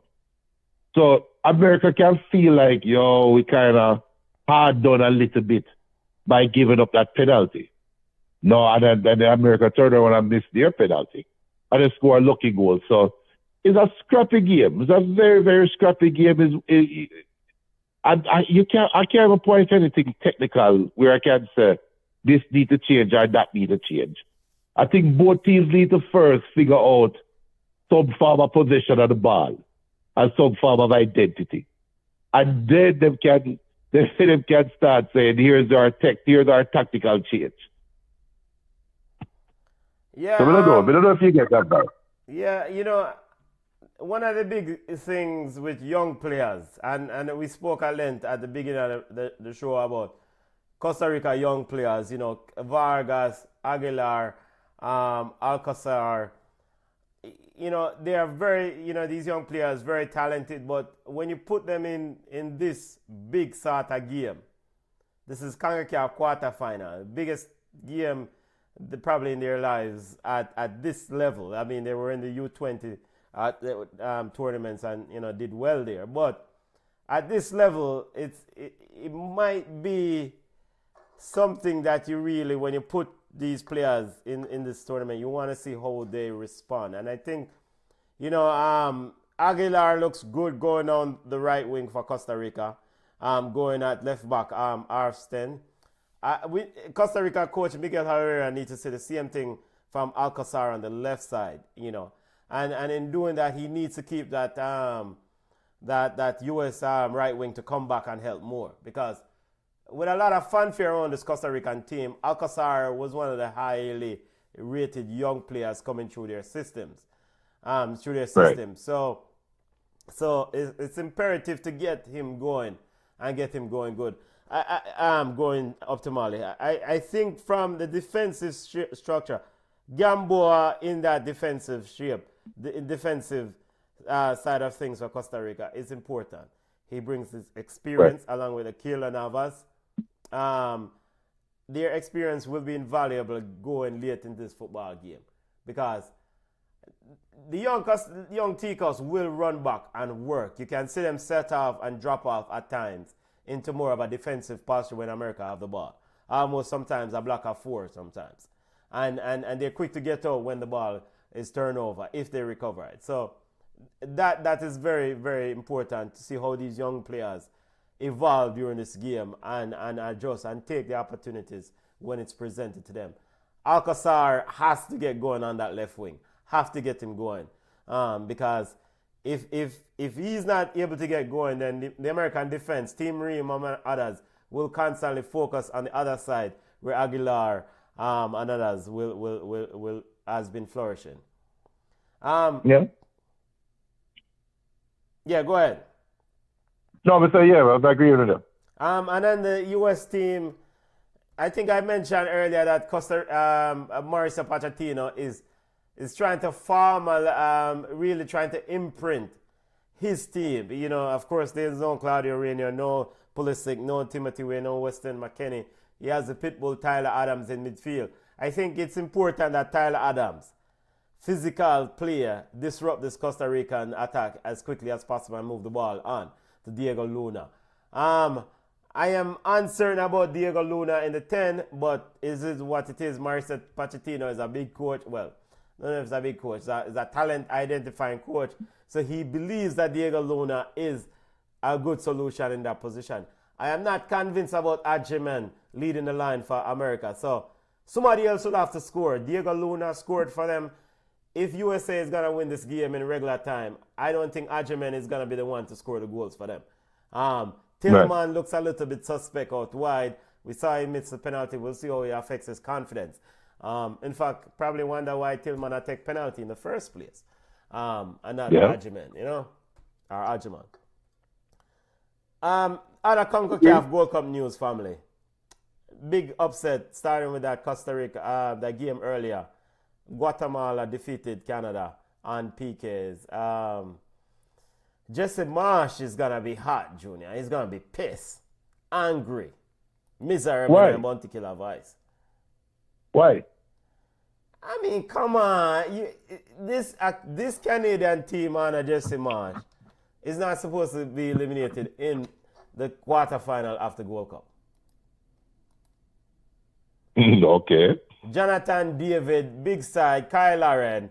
I mean, big team. Of course, you're missing your baller in Alfonso Davis. Another major injury, boy. Good luck to Alfonso as he tried to wade through a season of no injuries. You know what a brother Salt, Tejan Buchanan. All these players, I mean, this is your big, Laria, this is your big team. You're not supposed to lose this game. I mean, I know you got Schafflerberg got a red card, but you're not supposed to lose this game against Guatemala. This is the same Canada that gave up a 2-goal lead against Jamaica, though, right? Yeah, but that was Herdman, Canada, and my local here, long hair, brother. This is Jesse Marsh, Canada, the more pitbull Canada who's feisty. And it's been doing well. They did well in the Copa America, was it last year? Right. Yeah, and of course they're missing Bombito, niche defender who is recovering from a surgery on his arm. So I think this is a big... I thought Canada legitimately would be one of the teams that said, yo, I'm going to win this trophy. Well, that's true. You did call it early, but, I think Guatemala is riding that high from that first game win. And, sometimes they say you can lose a game twice. You lose the first game and you don't get over that game and you lose the second game because of the first game. You can also win multiple games, win the same game multiple times. And I think that confidence boost gives them the feeling like they can play against anybody in CONCACAF. Because regardless of America breaks away, this should be 2-1, and it is 2-1. And just like that, just what you always say, family, when the one concede a goal, coming out immediately out of halftime and going into halftime. Yep. U.S.A. up that 2-1. First 5 minutes and last 5 minutes is always that period. And says USA score again. Kiss me teeth, bedtime. I say that talk about coaching too, and preparation, and coming out of the second. This is coaching, and everybody knows I like Pochettino. Everybody knows I like Pochettino. But with that being said, this is the effects of coaching. This is the effects that a coach cannot affect the game, or the coach can only affect the game in certain periods or intervals. The start of the game, that's how they prepare for the game. The end of the first half, that is how much they work on the mental strength. The start of the second half, that is the big halftime speech. At the end of the game and the substitutions. That's it. Yeah. Everything apart from that is all on the players. And Pochettino go there and say, yo, go take the game. And to his credit, have to big up Arjiman on that goal. And Arfstand at the left back score. I think so, yeah. I think left back, yeah. So he made up for his penalty rash mistake. But Arjiman came back, lay off the ball, and they pushed it wide. So I have to big up Arjiman and Arfstand on the goal there. So very good player. And more that lay back, he hold up the ball well too. Yeah, he's holding up the player. Yeah. So that is evident of a forward impacting the game without scoring. You know, doing Yes. all the other little things that is necessary. Yes, yes. BM says, Definitely. remember when I told you guys I wasn't feeling the Gold Cup vibe this year? Costa Rica, Panama, and Canada are always dropping the ball. Yeah. Yeah. Yeah. Yeah. But this is a World Cup year. I think these teams are more concentrated on bigger fishes to fry right now. And what a save. CONCACAF #1 with a rotted save. Kyler Navas, man. There's not many like him. Not many Wow. like him. Hey, Leah Brooks made a similar save for the Reggae in that 7-0 Jesus. game. And Tillman is down, I will him back. Tillman I try to kill himself. Bruce, and that definitely a Bruce tailbone. Yeah. And then they're so hot. Leah Brooks made a similar save, just like that, in the game for the Reggae Girls. Big up Leah Brooks. All right, so 2-1 USA is leading Costa Rica. Los Ticos has a lot of work to do as USA with a corner kick now. This is not mental. America might score 2 more goals in about 5 minutes. Yeah. Continue our look at other football news, family. Canada, we just spoke about the Canada game and Guatemala game. Another team that is out, Panama, were eliminated by Honduras. That didn't have that one on the bingo card either, family. 5-4 No, but penalty. yeah, but you see, just like what a lot of people would probably come back before what I said earlier about Trinidad. Only game that counts for Jamaica for Trinidad is game in Trinidad, in Port of Spain. Honduras and Panama is just 2 teams. I don't even think they are main rivals, but is those games. It doesn't matter how Honduras is doing. It doesn't matter how Panama is doing. Those are always tough games. Always competitive games. So I'm not surprised. These 2 teams were built very similarly, and they normally cancel each other out. And I would put Costa Rica in the same vein as well. Costa Rica, Honduras, and Panama, and Jamaica to some extent. They all are very similar. And the games generally are very competitive. And anything can happen. Yeah, so Honduras with a huge victory. One thing that's quite notable for Honduras is the return of Ramel Quito. Ramel Quito was out of this team. Rueda, the new manager, brought him back. Ronaldo Renida, the Colombian manager, brought Romel Quito. And Romel Quito is a goal scorer. We don't know that. But, you know, this has been some of the issues regarding Honduran football and the fact that he was missing from the group and now he's back. So, good. This will give them confidence as they go into World Cup qualifiers, knowing where they were. They're in a very tough Group A with Canada, with Panama, El Salvador, and who else? Suriname. I think so. Yeah, I think. But most importantly is Panama. They did this one in Panama. Yes. Can so those that group is gonna be very, very interesting to watch in CONCACAF World Cup qualifiers. Because any card can play. I mean, even though Suriname has improved immensely, I feel bad for them to be able to drop into that group, family. Really bad. But any group them drop in, you're going to feel bad for them because Suriname not going to World Cup. No, I mean, if Suriname replace Bermuda and the Jamaican group, is a different animal. Hands down. No. Hands down. No. No, hands down. I don't share that. I don't. Yeah, well, it's a more competitive games, yes, but yo, that that almost make World Cup statement or almost make World Cup conclusion. That's a heavy thing, you know.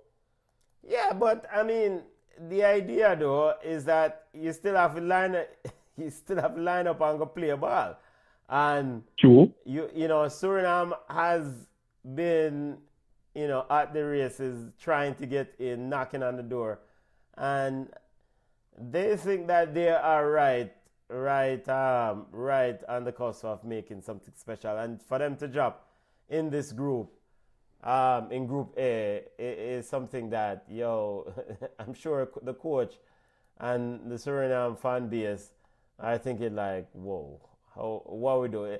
And probably say CONCACAF All will right, have fight against them. Okay, so what I would tell Suriname, as the ball hit the bar and it's out, hit the crossbar, as Berhalter's son. Yeah, as Costa Rica under a bit of attack here, and again you talk about coaching. Yo, Yeah, 'cause to be fair, America looked different than the way they started the first half. yes, they definitely do. Look at a total different animal. Yeah, a completely different team. Yeah, look, total different animal. Corner kick to the U.S.A. CONCACAF World Cup qualifier reminder: Group A, Panama, El Salvador, Guatemala, Suriname. Group B, Jamaica, Curacao, Trinidad and Tobago, Bermuda. Group C, Costa Rica, Honduras, Haiti, and Nicaragua. Those are the top three groups, and But if I was what I would tell the Suriname people, but what I would tell the Suriname people is this: do better leading up to the World Cup qualifiers so you can get better seeding. yeah. BM says, I disagree with Junior. The Gold Cup is the biggest trophy in our region.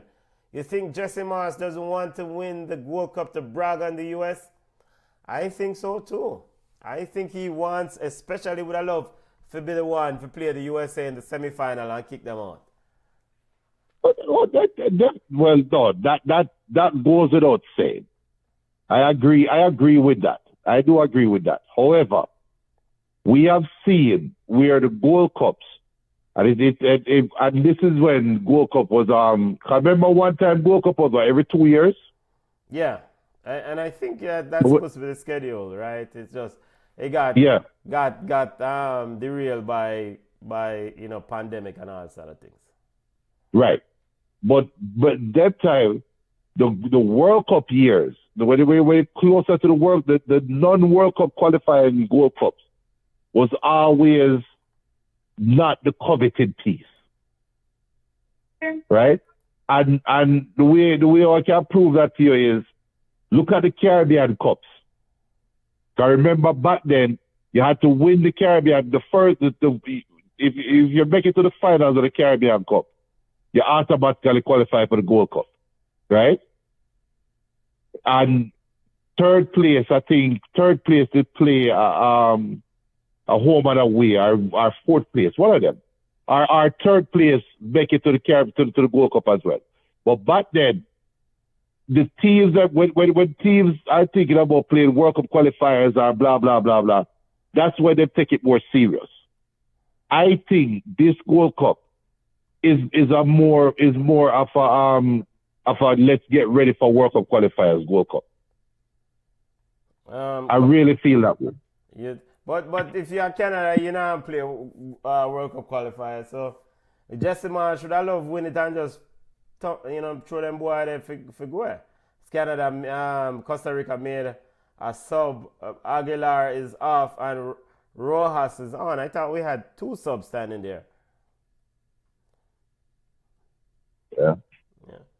But we do. But sure, I agree with Jesse March. With all the storyline behind it, of course, he will win the Gold Cup. Of course. Yeah.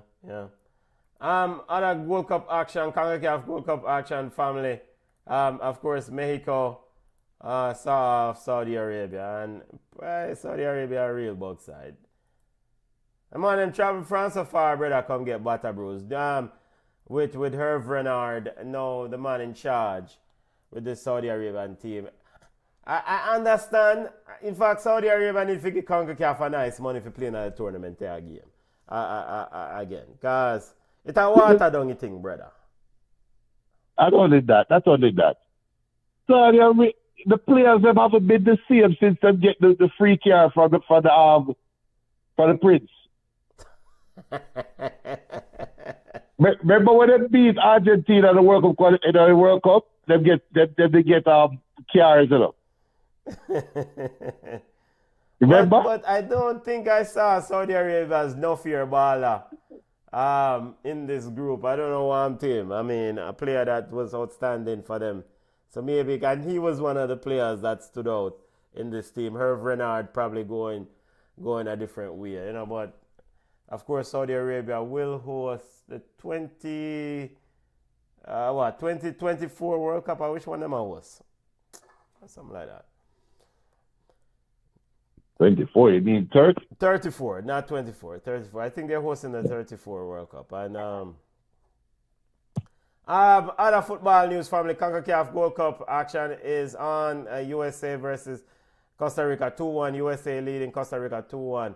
Other football news, Paul Pogba is back, Junior, as a tearful Paul Pogba signed for Monaco. Monaco, yeah. I'm excited to see the baller back. Oh yeah, definitely. I am very excited to see it back. Very excited because football has missed him. And I think he has missed football too. And looking at his reaction, I think he has truly missed football. And it's not over for him, but he is going to be one of those careers you look back at and say, what if? Yeah. He has a what if kind of storyline. Yeah, you know, so and we don't know. So probably is like, I don't know if it's more of some sort of a media thing, Junior. I mean, you're the media guy. What was it said? A media stunt? The crime? Yeah. I think so, yeah. Okay. So Don't upload your videos to you. Paul Pogba signed Yeah, for I Monaco. think Very tearful Paul Pogba. Yeah, I think there's some playing to the the matches there as well. Why him really pull it off, you know? Him really pull off it with tears. Look like the man pay bags under him man eye, brother. It look like him not sleep for days. You know we used to go dance on a bleach. Yeah. It's pay bag under the man eye. If agent do it because I be telling you, the Pogba saga is very similar to the Ivan Toney saga. Everybody, 100 million man, blah blah. Hell no. And see, very lucky. And I think the tears is notion according to this translation here. He said he thought it was over. Of course, the ban coming back from the doping ban, and then now to be able to play the game again, that has given him so much. And I mean, we follow the Pogba family and the news in the space. We don't know, say, there's a lot of little things going in the Pogba family that is just like, brother, it's a lot. It's a lot. Because when your brother do foolishness to you, allegedly, that is foolishness, you know? But you see the crying thing, like Pogba, it wasn't just announced there that you're going to sign to play football. You knew going there you were signing. You should have cried for a long time. You know what I mean? Yeah. So, yeah, there's a lot of story there. There's a lot of theatrics behind it, but with that being said, the talent on the field is undeniable. So the football world, and I think League One, especially with what happened with Leon, they definitely needed a Paul Pogba-like personality.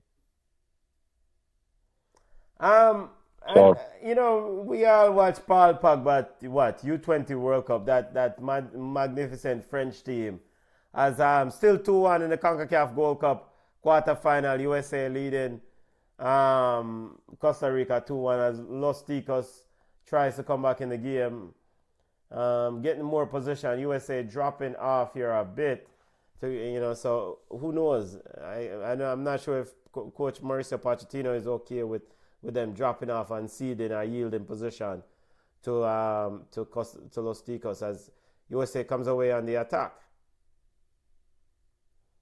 Ball in, and I must goal this youth. Oh, in Bushy. All right, ricochet and out for a corner. But that brother is a bug, though. man. America need a striker. He will hold up the ball well, but he will play the wrong sport. So, but, as I was saying, we saw Pogba at the U20 World Cup. I think it was the U20 World Cup. And that magnificent French team. I am a huge fan of Pogba, also a huge fan of Jeffrey Kondogbia, who also played in that midfield with Pogba. And just to see him, just all the different things with his career is just, it's one bugger choppiness. From Juventus, Man United, Juventus.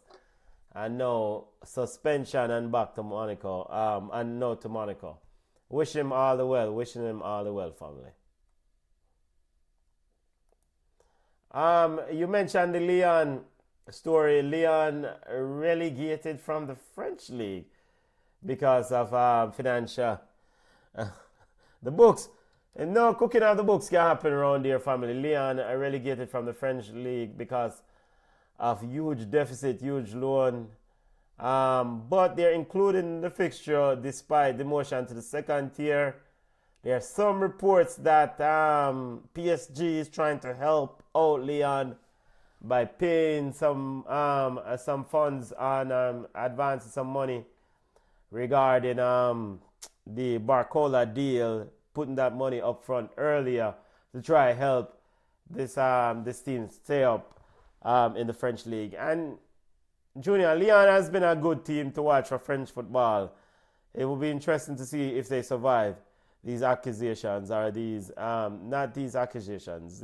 This next few weeks staying up, or will they be relegated?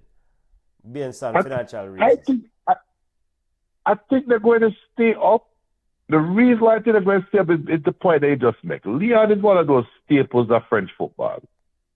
Are in recent memory, Leon has been one of those teams that you associate. If people don't know everything about League One, and them start just calling, they just show you just call it random names. Leon is one of those teams you're going to call. So I cannot say them cutting off them nose to spite them face. To use the old people saying. You want to send a strong message. So you bring Leon through hell right now, and that will discourage other teams from doing the same thing. But I'm sure they're doing some things behind closed doors to keep Leon in League One, and while maintaining the integrity of the league on the outside. Goal is reporting some uncertain, and how does this affect? So Yaya Toure, because Yaya Toure was about to get his first coaching role in Brussels or in Belgium, and John Tester, who's the owner of Lyon, has to take a step back. So there's some financial issues here, and John Tester owns Lyon, and Goal is saying that. Let's kind of get the bigger picture. Tester's attention is clearly needed elsewhere and that means that Torres' move to Belgium has been put on ice for the time being. John Texter, a very controversial owner. He's also a majority shareholder in Crystal Palace. And I think I saw a report recently that he's willing to step back from his current role with Leon. But as an owner, Junior, I mean, you can't really just step back. So because of it's very uncertain about what will happen to this club because of financial issues. Yeah, so it's like the butterfly effect, right? Yes. But what this shows though is that we need to move away from rich ownership in football. And move to what?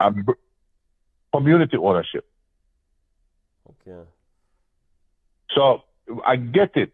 It is a capital. It's capitalism, and the goal is to make money. And one way we're going to make money is by having the right people in place that way to can bring in the money, right? But then that's a true statement. But now the question should be, when you talk about making money, who is trying to make money? So everybody going to go all the owner, okay? Well, what if the community was the owner of the club? Yeah, but then it would have been the thing with the community ownership, owning a club is that it requires a certain level of commitment and financial resources, right? There's a lot of risk involved.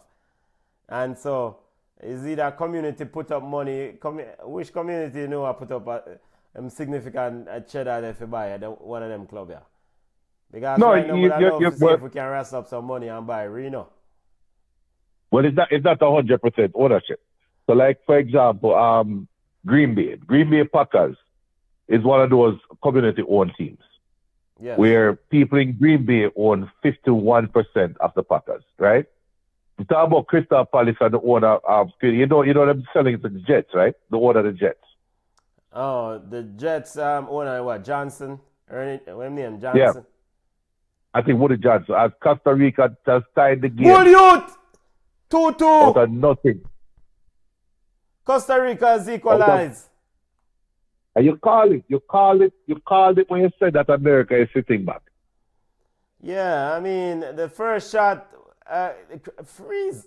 Should the goalkeeper have done better there? Yes.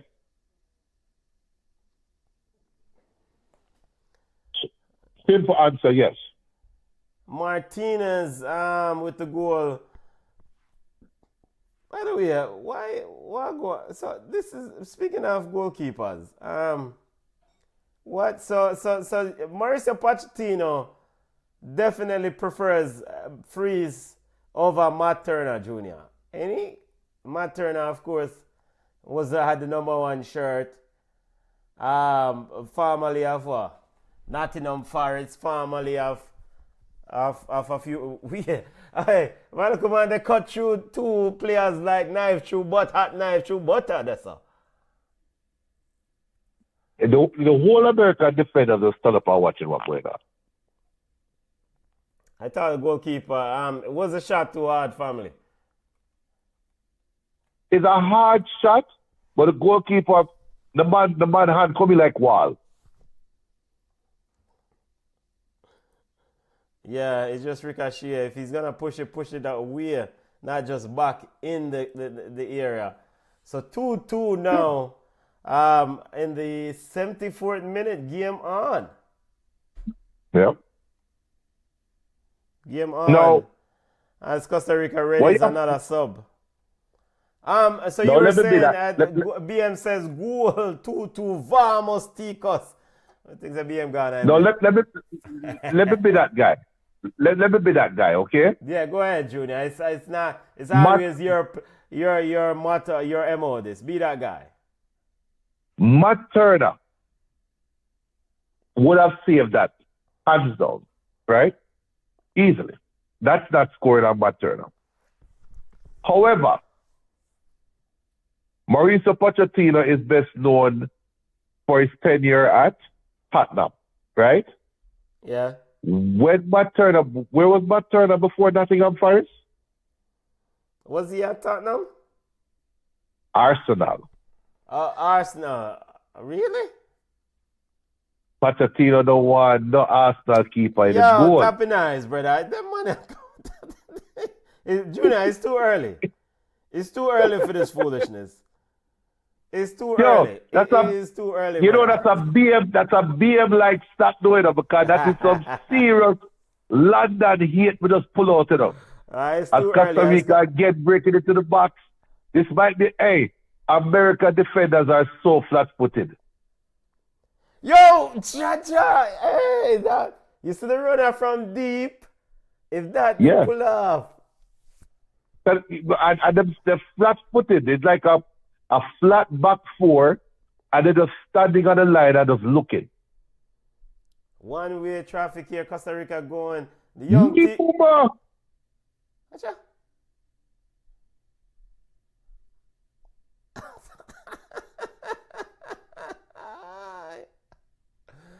Yo, Freeze, it seems like he's confident. Confidence is not struggle here, Junior. He has no idea where the post is. Can never Just leave the ball, brother. If that cover the post. Yeah, just stand up next That to ball the post. Yo, his hand was basically over the headline when he touched the ball. So he has no idea where the post is. That should have been that an is easy a strange thing for a goalkeeper and know him post there. Exactly. So like you said, confidence is a shot.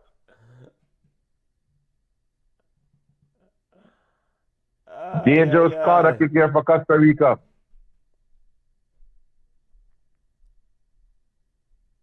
This is where you don't know, coming in, yo, pepper the goal with shot. Yeah. From anywhere, as long as you get you on target, straight, hard, and put it up on him. And this is where you get close to him and make, as a center forward, say little things to him. Keep talking to him. But from the Lost Eagle standpoint, but then from the defenders of the U.S. men's national team standpoint, calm him down, tell him this is where Tim Ream, the experienced players in this group, Tim Ream and Chris Richard, shot youth! Cha-cha! Man, Tillman had kind of nervous, begging for life there, family. Yo, I swear to God. I say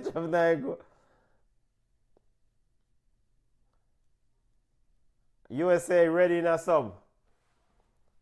Hodge right. It look like a Hodge right a forward on now. Yo, it's the most black man never see play for America at one time. No, you're wrong, Junior. What? How many we have here? When DeMarcus Beasley, Eddie Pope, when the brother named Johnson. That was it. No, Johnson wasn't around Eddie Pope and Beasley. Beasley, wait, the brown brother. Ernest Stewart? Ernest Stewart, not Johnson. He wasn't around Johnson at the time. So Ernest Stewart never played with Pope and DeMarcus Beasley. Yeah. All right, so that's three right there, so. And I don't consider him black. He's a brown man. Ernest Stewart's a brown man. No, Ernest Stewart is a white man. I think my boy is to play for Fulham. What name? Which one? You can play for Fulham. The striker. I think his name start with D. Last name start with D. Daryl Dyke? No, man. I think come from Seattle or come from somewhere like Montana up in the Midwest. He retired one day, the Fulham striker, man. I'm looking at his face right now. I can't remember that brother there. BM Sue put his name in the chat. American striker we used to play for Fulham. Yeah, man, up the Fulham big baller. Why I can't Clint Dempsey attack? Clint Dempsey. But I so think what Clint does he have to Dempsey. do with black? I think Clint Dempsey is more black than Ernest Stewart. What the brother ya? You talk about this whole country bunking brother ya. Don't disrespect the legacy of a melanated genes in our brother. This brother is a countryman from Appalachia or whatever foolishness corner. Ernest Stewart is the Karl Malone of football. Karl Malone is a black man. Him just is a He was country a black bad man. man. Karl Malone is a white man. All right, you know what? The man is from Utah, Karl Malone, that is. If you're around certain cultures, where you think you're going to behave? Drop you in Utah and see how you move. You think you're going to find no heap of reggae music and you're going to start act and assimilate and blend into the environment where you're there. You drop there Utah, be figure out a way for grow color over Utah. Yeah, until Cole start beating on your class.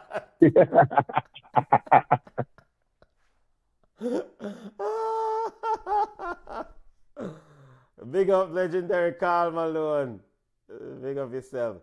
Why Karl Malone and that Utah Jazz team, why Jordan stop money from winning a title, Cha-cha.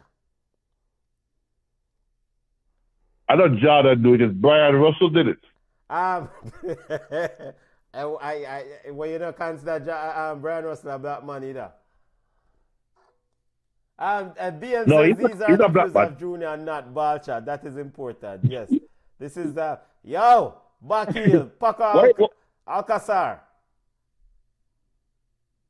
So, why you think Malone ball in head early? no, because a lot of us, Karl Malone probably was going ball. And from me in my 30s, I go ball.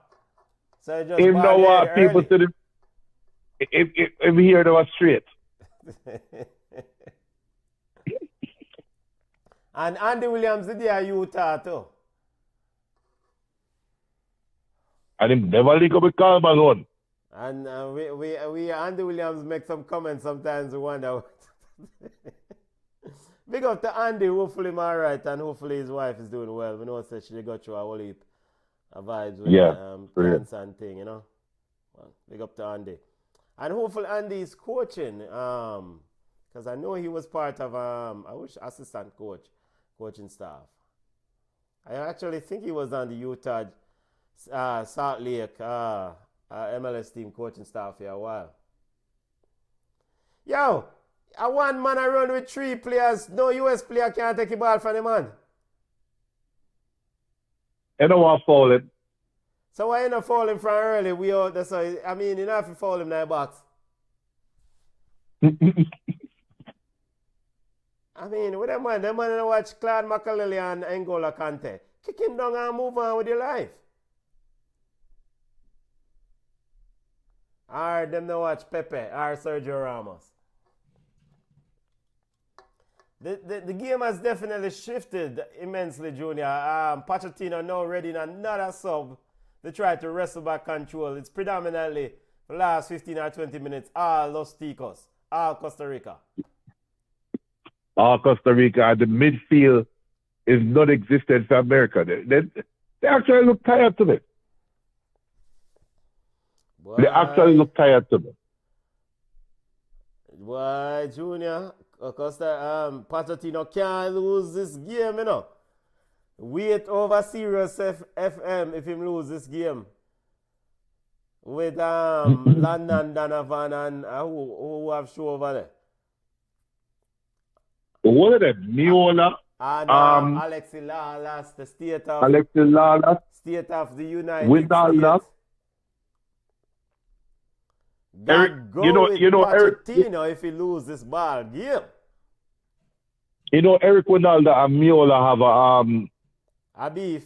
Have a Sirius XM show too, so. Oh, Miola. I think when I say Eric, I thought you were saying Miola and Ronaldo have a beef. Eric Ronaldo have a beef. I'm pretty sure it's Miola and Ronaldo do a show together. Because Eric Ronaldo have a beef with everybody, it seems. Yeah. in a U.S. soccer. Winalda is just a little fussy. I get that. Yo. I get that CM feeling. I get that CM vibes. Yeah, but you know, I never hate a footballer more than Eric Winalda. I hear And it's it's a because- strong word, Junior. Why though? No, I hate him. Me hate him. Let me tell you why I hate him. You remember the game in the World Cup qualifier in New York? Remember Winalda ball for the penalty, you know? Against the Reggaeboyz. Yeah. And Goodison clearly handled the ball outside the 18-yard box. And Winalda see it. And a ball. And yo, when I saw the replay, I never hated a player as much as him. From that time till now, because there's no way. The ball was so convinced that him knows there was a penalty. If I try to convince the ref at a point, I would say, yo, what's the player? Yeah, but obvious for the Junior, ball we have outside the played box. enough sports in the USA and know his type of personality. You know, the man that thinks that them right about everything, you know? That don't make me hate him any less. And them are very strong. Eric Ronaldo is... Offside! Watch out! Take... Kuya! Bullion! Cha-cha! Oh my goodness! Costa Rica, I put on a show.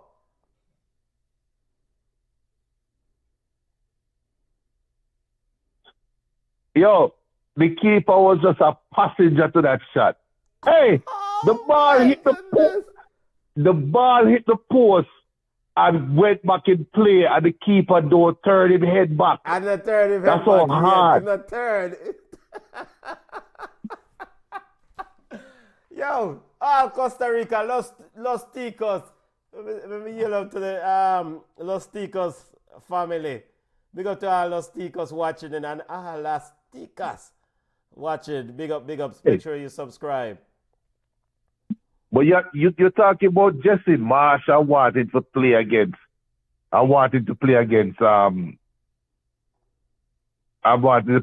America. This coach want to play against Mexico. Yeah. Miguel Herrera. I remember, you know. Remember them. He was pretty much tired and feathered and kicked out of the Mexico Federation. Yeah. Welcome to CONCACAF. Is a lot of bad blood in this division. As we're going right there, so. Oh, VAR. Okay. A VAR check for penalty right there, so. But I guess.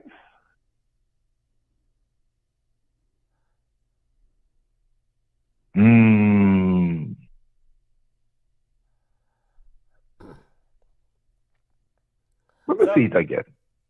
Let me see it again. So where does a Costa Rica player no, that's not a penalty. Slow down if you give them a chance for check. No man, I don't Hold follow on. that, brother. That's the man blocky ball. No, sir. No, on the first look, yes, but it looked like it put it like it cut it back, like it more cut it back. 2 subs coming in for Costa Rica.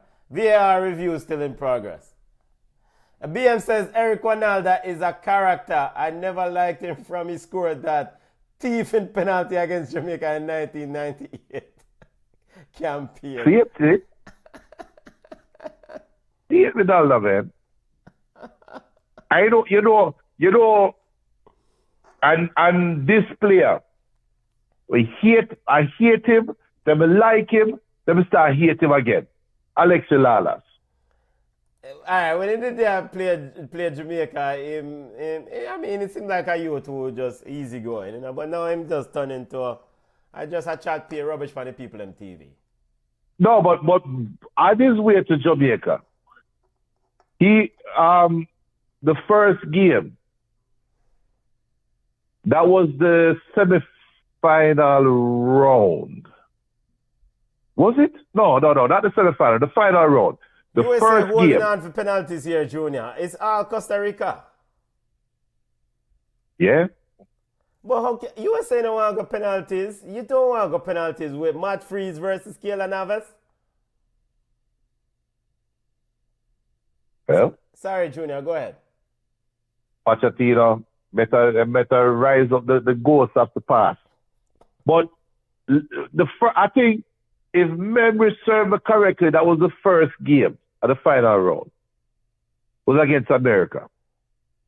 And Lawless was one of the players that was very vocal about the field condition. And if you remember, that's when Jamaica did first see the articles about how the national stadium have goat for the field and eat grass and blah, blah, blah. If you remember, the American articles were saying that. Was it a lie, Junior? Yes, it was a lie, because they were looking at Stadium East. So them go, if you remember, them talk about how the stadium have a hole in the wall and goat up on the field and eat. But that was actually Remember, Stadium East have the hole in the wall, right? Yeah. BM says, Lala said we should stop calling our team Reggaeboyz. Just Jamaica. We don't deserve the name Reggae. And Lala's, who the year said that first? We don't know who said it first.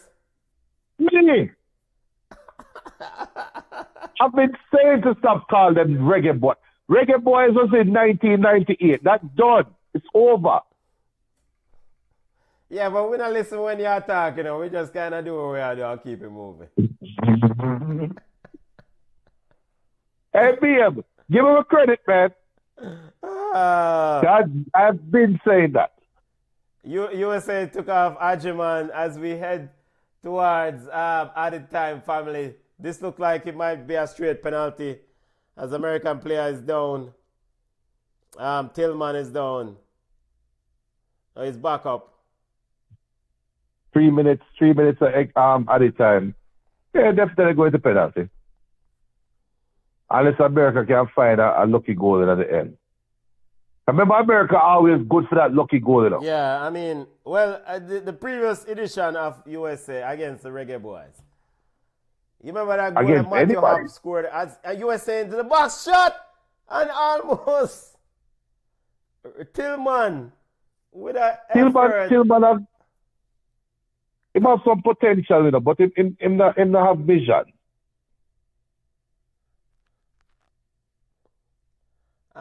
Dangerous attack from the US.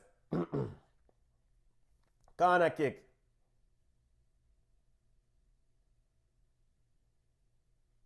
BM says, I agree with Junior and Lala. This generation doesn't deserve to be called Reggaeboyz.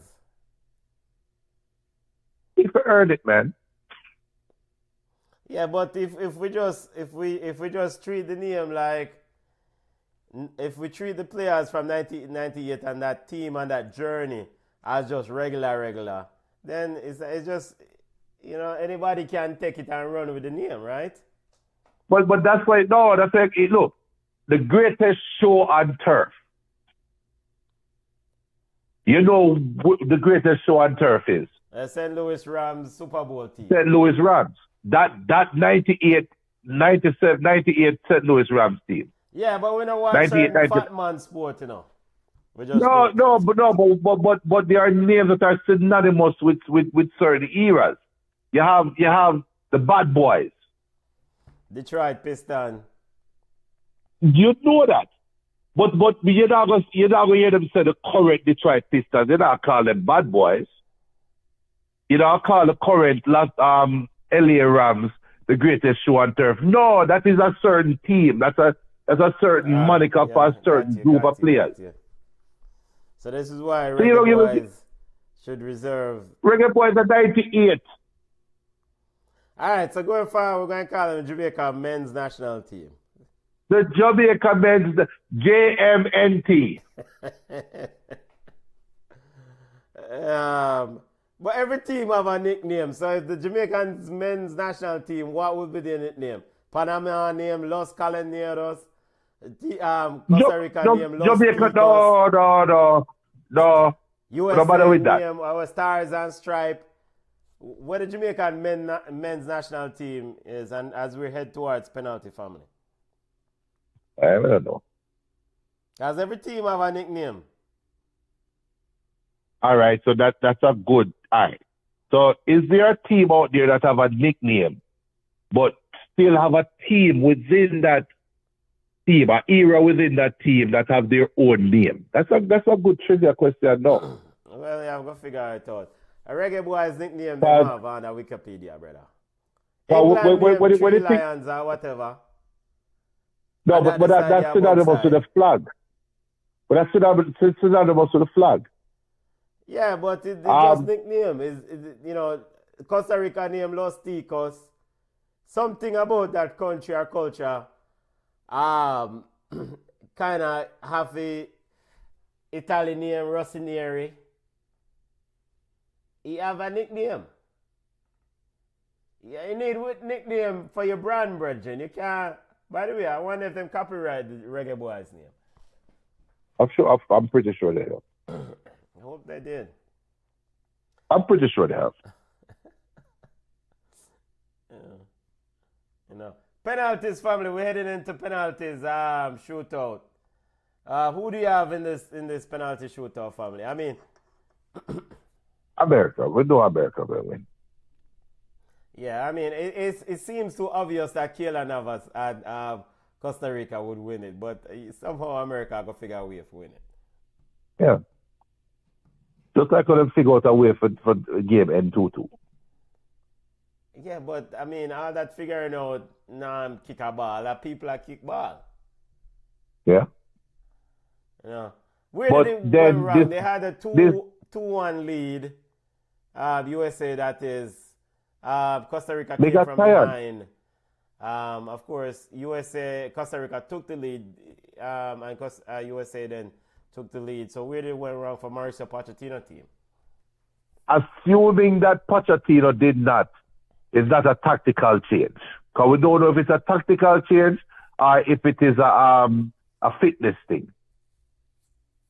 But America did step back. They did the first 10 minutes of the second half, they were more energetic going forward, where I even said they looked like they were going to score 2 more goals in the next 5 minutes. And then they'll score no more. So what happened? Is it fatigue? Is it all the hot? All the hot, you know. So do those things come into play, or is it Pochettino overcoaching and tinkering, trying to be the Argentinian that he is, rather to hold that 2-1 lead and go there to try to score a third goal? Tim Ream and Keylor Navas just concluded the coin toss. Ticos in a huddle. It's good to see the young Ticos players stepping up. I thought they did well down the stretch, pushing this team. And that's the other question now, is are they ready to beat America on American style, this young team in Costa Rica, in penalties? Are they ready to do this? How will it nerves that, you know? Yeah, it's a whole heap. But I mean, if not now, when? I mean, why not? There's no in the world of football or in life, you have to run with the opportunities. You have an opportunity right now as we get ready for the penalty shootout. Matt Freeze are in goal for Team USA. Walk us through for both goalkeeper. What should be going to their minds now? Matty Freeze of New York, NYCFC, and Keylor Navas. Well, first of all, Matt Freeze better not make water rub the ink for the water buckle, so you can see where to dive, right or left. That's number one.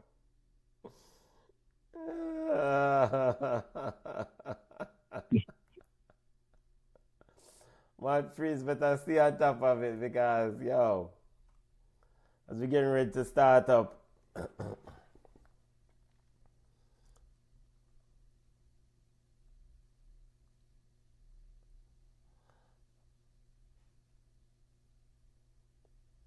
first penalty in. Costa Rica. 1-0 Costa Rica with the first penalty scored. Yeah, but no matter what AI Sports I tell you, Alright, sorry. The people that might run with AI Sport, they might see it. Alright. My bad.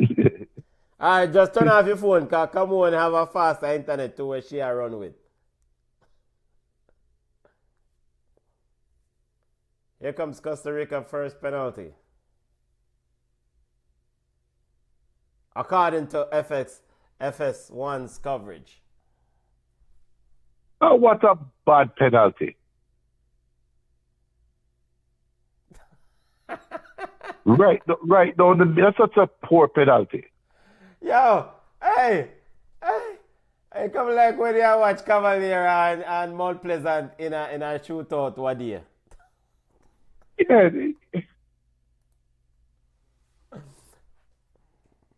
Keep the ball. It's much hot. Yeah, man, it's definitely hot.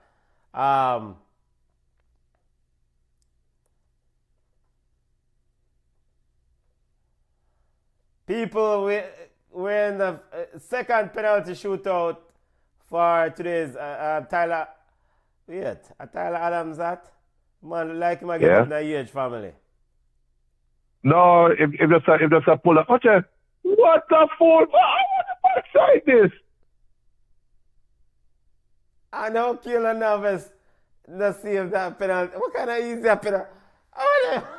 Yo, Keelan Navas, come off a man and field. No, I think the penalty is so poor that Navas don't know what to do with it. CONCACAF number 1, what you do? Only man, No, are you pushing the net? Yeah, because it not fully extended.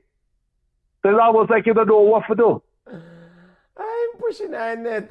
I Keelan Navas push the ball in the net. And you know what pissed me off even more?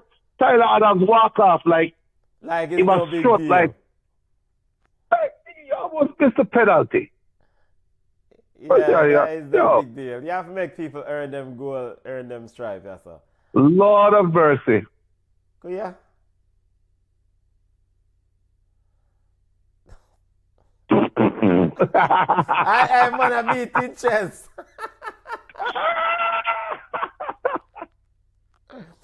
Yo. What you mean, Matthew Freeze? Beat your chest, yes, Bridget. What if in the foot on the line? Yeah, foot on the line. Oh, yes. It's 3 of the worst penalties I've ever seen. Wow. Yeah, America win because no Costa Rica. With this. Lord of mercy. And the person who missed that penalty for Costa Rica, a Gamboa that? No, not Gamboa.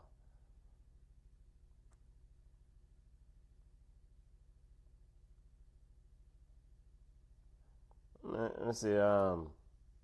Vargas. Juan Pablo Vargas. Big old man, 30 years old. I miss. Yo. If you can't even give the youth them a start, yeah, miss the penalty. And big up to Tillman. Tillman scored this time. He say, not this time. And he went the same direction, but he went with more power than placement. Yeah. The first time he went with placement. But Navas did read him right though. Boy, come like old age I reached Navas still, you know. No, it's not good. That was a good penalty. That was kicked hard. It's a good height. It's a good height for Navas to save it, but it definitely kick hard. Any soft time save it. Well, Mr. Matthew Freeze save one already in peace and can't save the next one. Watch out. Because now he's confident. By the way, a very, very nice crowd. Big up to Lord of mercy. Big up to the people.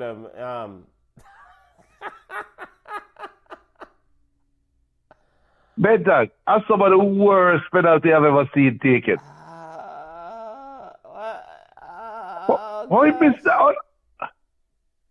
Wow. Yeah.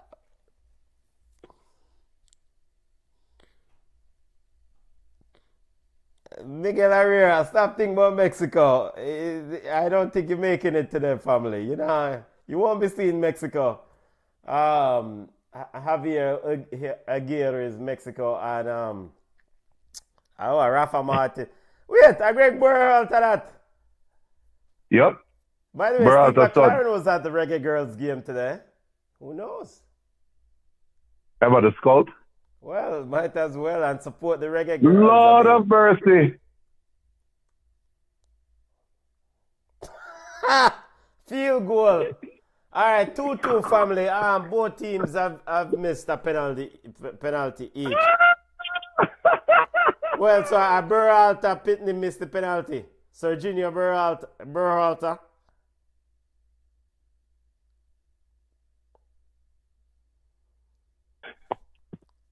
Hey, that boy look like him daddy, man. Yeah.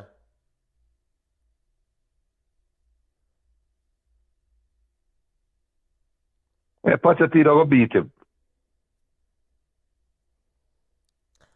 So, Yo. I mean, when Bob Bradley coached the USA, I'm thinking about a father-son relationship in the team. Yeah. Well, yeah, when his son actually earned his stripe. He was a very good player. No, his son, Michael Bradley is a baller. Yeah, Mike Bradley, very, very good player. So that's not a player it's a player that they used to hate, but for good reason. Like, he's a baller. Yeah, man, Michael Bradley. Anytime he plays against Jamaica, he's just in ball Jamaica. And yeah. I remember Rudolph Austin and him go at it a couple times. Yeah.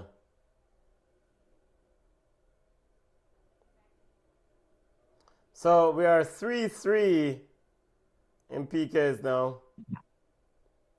Oh, I forget said Junior don't have AI score keep up. My bad. Oh, very good.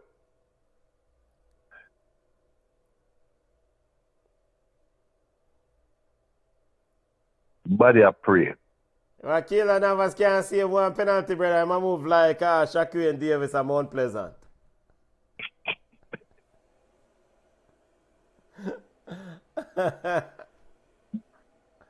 and I'm my best goalkeeper in a CONCACAF. No, but those are good. That's a good penalty, though. Freeman take a good penalty. That's a good penalty. Yeah, well placed in the back post. CONCACAF Gold Cup action. Shepherd's news of LM says USA Guatemala semi-final. We need to build a football program instead of hunting people all over as in Jamaica.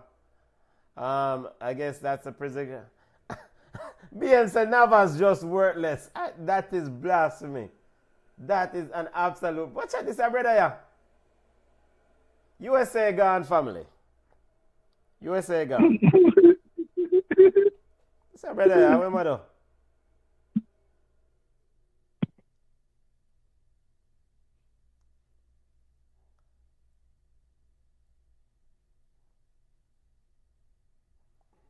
Yo, him just look nervous. BM says if that is Andre Blake, he would have saved a couple of those.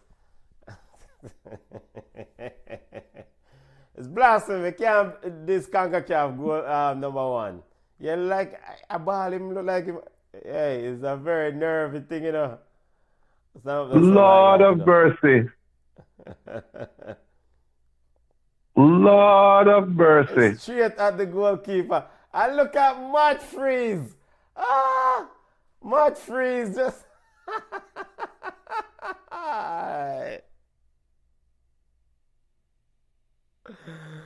Mauricio Pochettino find the key.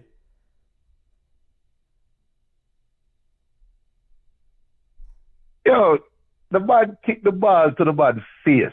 Yeah. Like, even if Matt Freeze wanted to dive, he would have seen the ball coming. He's not diving. So, but that's the thing, though. All right, with taking PKs, I'm told. Watch out. Yo, none of them teams have need to make a semi-final. Both of these teams, if eliminated.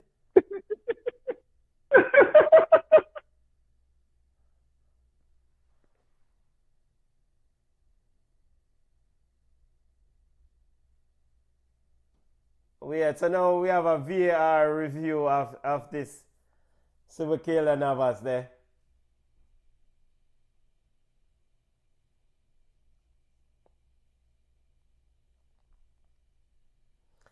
This shouldn't take that long, family. Now, come on, man. By the way, big up to all the people on the live. Make sure to smash the like button. Subscribe. Tell a friend about the show if this is the content for you. BallChat football show. Good save, you know. Very good save. Yeah. What I talk about Kayla Davis's Andre Blake. Kayla Davis. Hell no. Well, I go that direction. All right, make we see if Kayla Navas foot was on it. And BM said Navas finally. Yeah, man, him foot up on the line, man. Him foot up on the line. In fact, his foot is behind the line. And that's the thing for Kayla Navas. He's watch out! So that's brother, you kick and miss. Yo, Costa Rica, go man here. This is the junior, what you say? These are the worst penalties.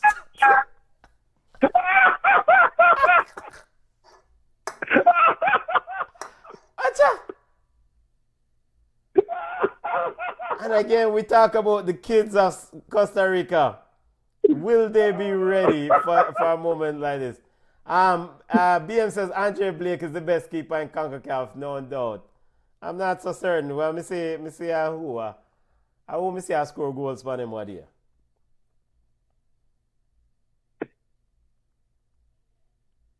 Yo. Match Freeze says, who? Kayla Navas who? Kayla Navas who? Matt Turner who? Move up. And it's all over. U.S.A. victorious. 4-3. Some of the worst penalties I've seen taken in my life.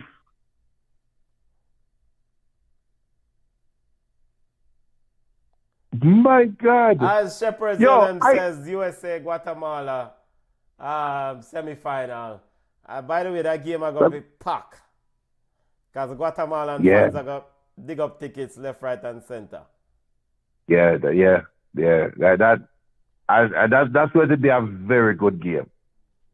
Yeah. That's going to be a very good game. That to me is going to be a very entertaining game. Yeah. Costa Rica on their way home. This is it. And USA booked their place into the semi-final. And I mean, BM says USA just lucky in a life. I think why you create them, you create your own luck, you know. One thing with USA, you now go outwork them. So you have to steal the course with them. You have to beat them on the day, you know. So this is why they have rose through the rankings in a CONCACAF to what? The number one team now in CONCACAF. So USA victorious on PKs over Los Ticas. We know all it's Mexico versus USA final. Boring. Guatemala and Guatemala, Honduras. Jaja. Honduras are gonna get a proper beat in that ball game there. Junior, talk to you as we wrap up our Go Man We Yard family. Big up to all those on the live as we, hopefully everyone have a great week. And thank you as always for joining the Watchalong. Semi-final games, we'll do Watchalong. I'll turn on the machine for the semi-final games coming up. Yeah, and the takeaway for me is just, this is CONCACAF. You're going to have some games where you sit down and you say, boy, the game was so horrible, the game was so this, the game was so that. But there's also some entertainment factor to it. This is some of the worst penalties you ever taken in your life. But you cannot not watch the game. Yeah. That's just Yeah, go ahead, sorry. Tom said that's just CONCACAF. Yeah. Wednesday, USA versus Guatemala at 7 p.m.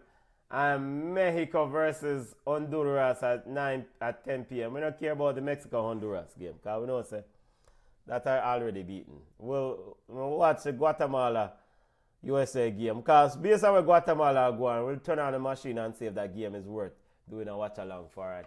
And maybe any updates on the Reggaeboyz or any Reggae news, any Jamaican football news. I that to the family. BM's Shepherd Zellem says, I told you Guatemala not and he also says Guatemala is not playing, as in Guatemala is doing very well. BM says he did. Shepherd did call it. He did call it. Yeah, Shepherds. Yeah. Shepherds is news of Ellen, they call it. BM says, this is my last Gold Cup. This tournament is a waste of time to watch.